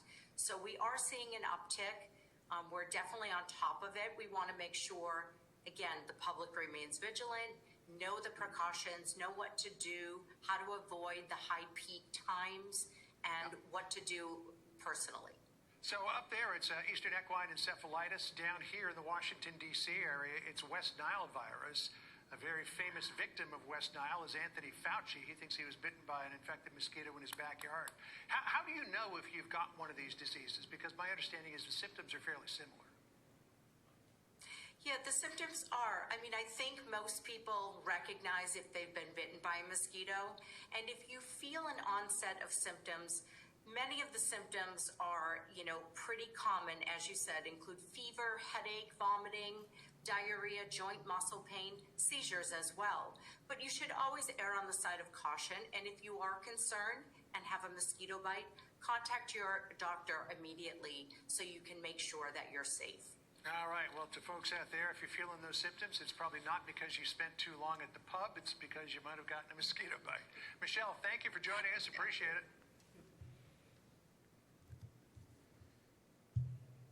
So again, great job by Michelle and her team. And again, I just wanted to bring that to the board's attention. This has consumed a lot of our energy and time since this past Friday. And we'll continue, as the commission pointed out, to pay attention to any patterns, any trends. Certainly we hope that we don't have to announce an individual being infected over the course, but we will be in this until at least the first hard frost. So we will have these measures in place. I would suggest probably until early to mid-October. Again, we got to have that first hard frost before we can lift these measures. Pending any questions, I'll turn it back to the board. Any other questions, comments from the board? Mr. Canty? Thank you, Derek, and I just want to thank you for keeping us informed about this as it has come along, as well as the other Department of Public Health, Health and Human Services, and obviously the state is working on this too, so that's great. And I did turn to the chairman earlier in the presentation and comment that it's nice to see the Old Colony Memorial covering Plymouth issues again, so it's nice that we made that. Thank you. Yeah. I just want to echo what Kevin just said, and job well done by all for trying to keep the citizens safe. Nice job. Thank you. And anything else, Derek? On your Charlie, do you have something you want to say? It just, and maybe, I don't know if I should bring this up, but I see a lot Facebook, I don't even know why I look at it, but about outdoor dining, there's nothing we can do about that. Because they're trying to justify, well, if they can have outdoor dining, why can't we have our parks open? So, yeah, so parks are public property, and we control public property. We have left it up to private businesses to make that decision, whether or not they understand the severity of the issue. We've communicated with businesses. We've been working with the chamber. They understand the severity of the situation and the current context in which we're working in. If they decide to close, that'll be up to them. If they decide to stay open, then we would hope that they would provide proper public health protection information so folks can make a good, healthy choice. and I just want to, I know we have a communications director, so I probably shouldn't be speaking, but when we had that was a mandate from the governor for the outdoor, when they closed when all the COVID restrictions were put on. That wasn't from the local. That was done from the governor. So yeah, the governor closed all right. It wasn't congregate settings. settings. It wasn't Absolutely. a town. And so force folks to go outside. That's right. Good. Okay. Thank you. You're welcome. Any other comments? You all set with your report now, Derek? Yes. Thank you very much. Okay. I believe we have the gentleman that we couldn't get on before. Hello, Paul. You're muted. There you go. Can you hear me? Yes. Okay. Thank you for having me, guys. I realized that I was appointed last week, so I want to thank you for that. And I'm sorry I wasn't at that last week's meeting. The email ended up in my other folder, which is kind of similar to a spam folder with a few more rules. But Listen, I'm honored to be appointed by, Plymouth's chapter for No Place for Hate. The mission of No Place for Hate is a sacred mission. And Plymouth is America's hometown. People look to us to set an example, and we all have a duty to be of service and to propagate fraternal feelings towards our fellow citizens, in both the minority and the majority. And Plymouth has proved itself to be a paragon of town government. Plymouth has a committee that's actually dedicated to preventing hatred and dedicated to propagating goodwill. Plymouth still leads the way through all these centuries. My dedication to No Place for Hate is a result of a synergy of values and a shared history. Many of our members in No Place for Hate were affected by the Holocaust. And my family, my aunt, my grandfather, and my uncle, and the rest of my family were put in Dachau in Germany, concentration camp. And while I was an undergrad at Suffolk University, I wrote about that.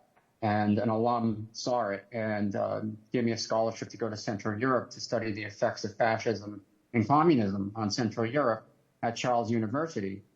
And I can tell you right now, despite, all the time I spent studying the propagation of hatred through this, through the fascist movement in the 30s and 40s, I have a hard time wrapping my mind around the fact that a country that was essentially a Western democracy, turned into a fascist state that murdered millions of people. And so, I believe that, the effects of fascism and communism on Central Europe,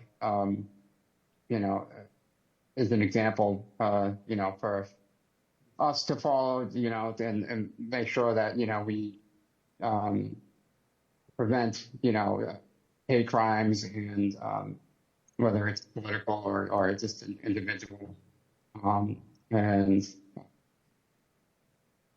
I actually did go to Auschwitz and Birkenau when I was in Central Europe, and it was amazing to see, people actually were collapsing in the gas chamber. There was one gas chamber that remained.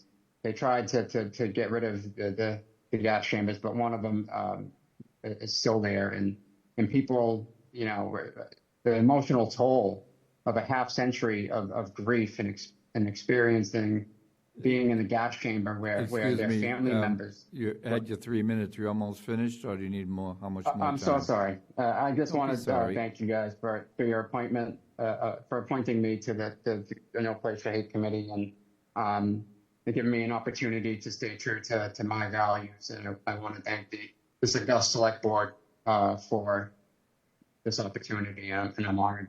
I'm sorry for going over the time. And for the record, your name, please. I should have asked you that in the beginning, but... Paul Adams. Thank you. Have a good night. Anyone else wishing to speak on the public comment? Select board discussion, new business?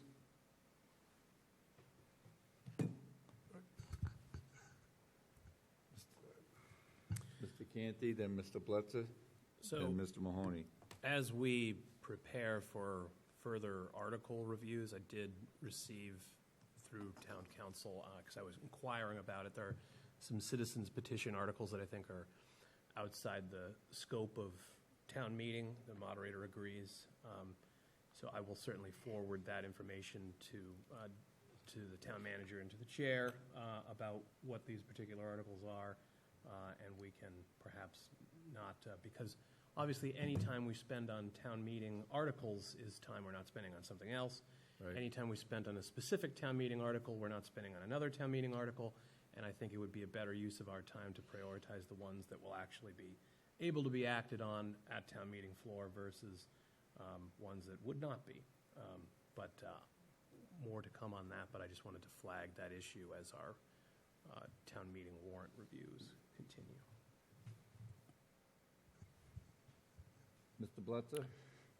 Yeah, thank you. I just make just a quick announcement that because of the EEE with the outdoor parks and recreations being closed, Project Arts has their last event Wednesday night, and we've made arrangements, or they've made arrangements with Memorial Hall, that it will be a free event at Memorial Hall, the same time, so you'll be welcome. So the show will go on. It's the last show, so I want everybody to know that, so thank you. Mr. Mahoney? Yeah, thank you, Mr. Chairman. I just wanted to compliment Mr. Bletzer, Mr. Brindisi, and Mr. Gould, the department head, for last night's presentation. The room was effectively standing room only on the full sale. Mr. Gould led, excellent presentation, answered questions. Charlie also participated, and I thought it was overall is very positive. We took their input. I think there's 2 or 3 variables that we know that they don't want to see down there, but I think moving forward it was a great jumping off point. Thank you, John. Okay. Anything under letters? Old business? Okay. As we adjourn, the next meeting will be on September 4th at 4 p.m. Okay?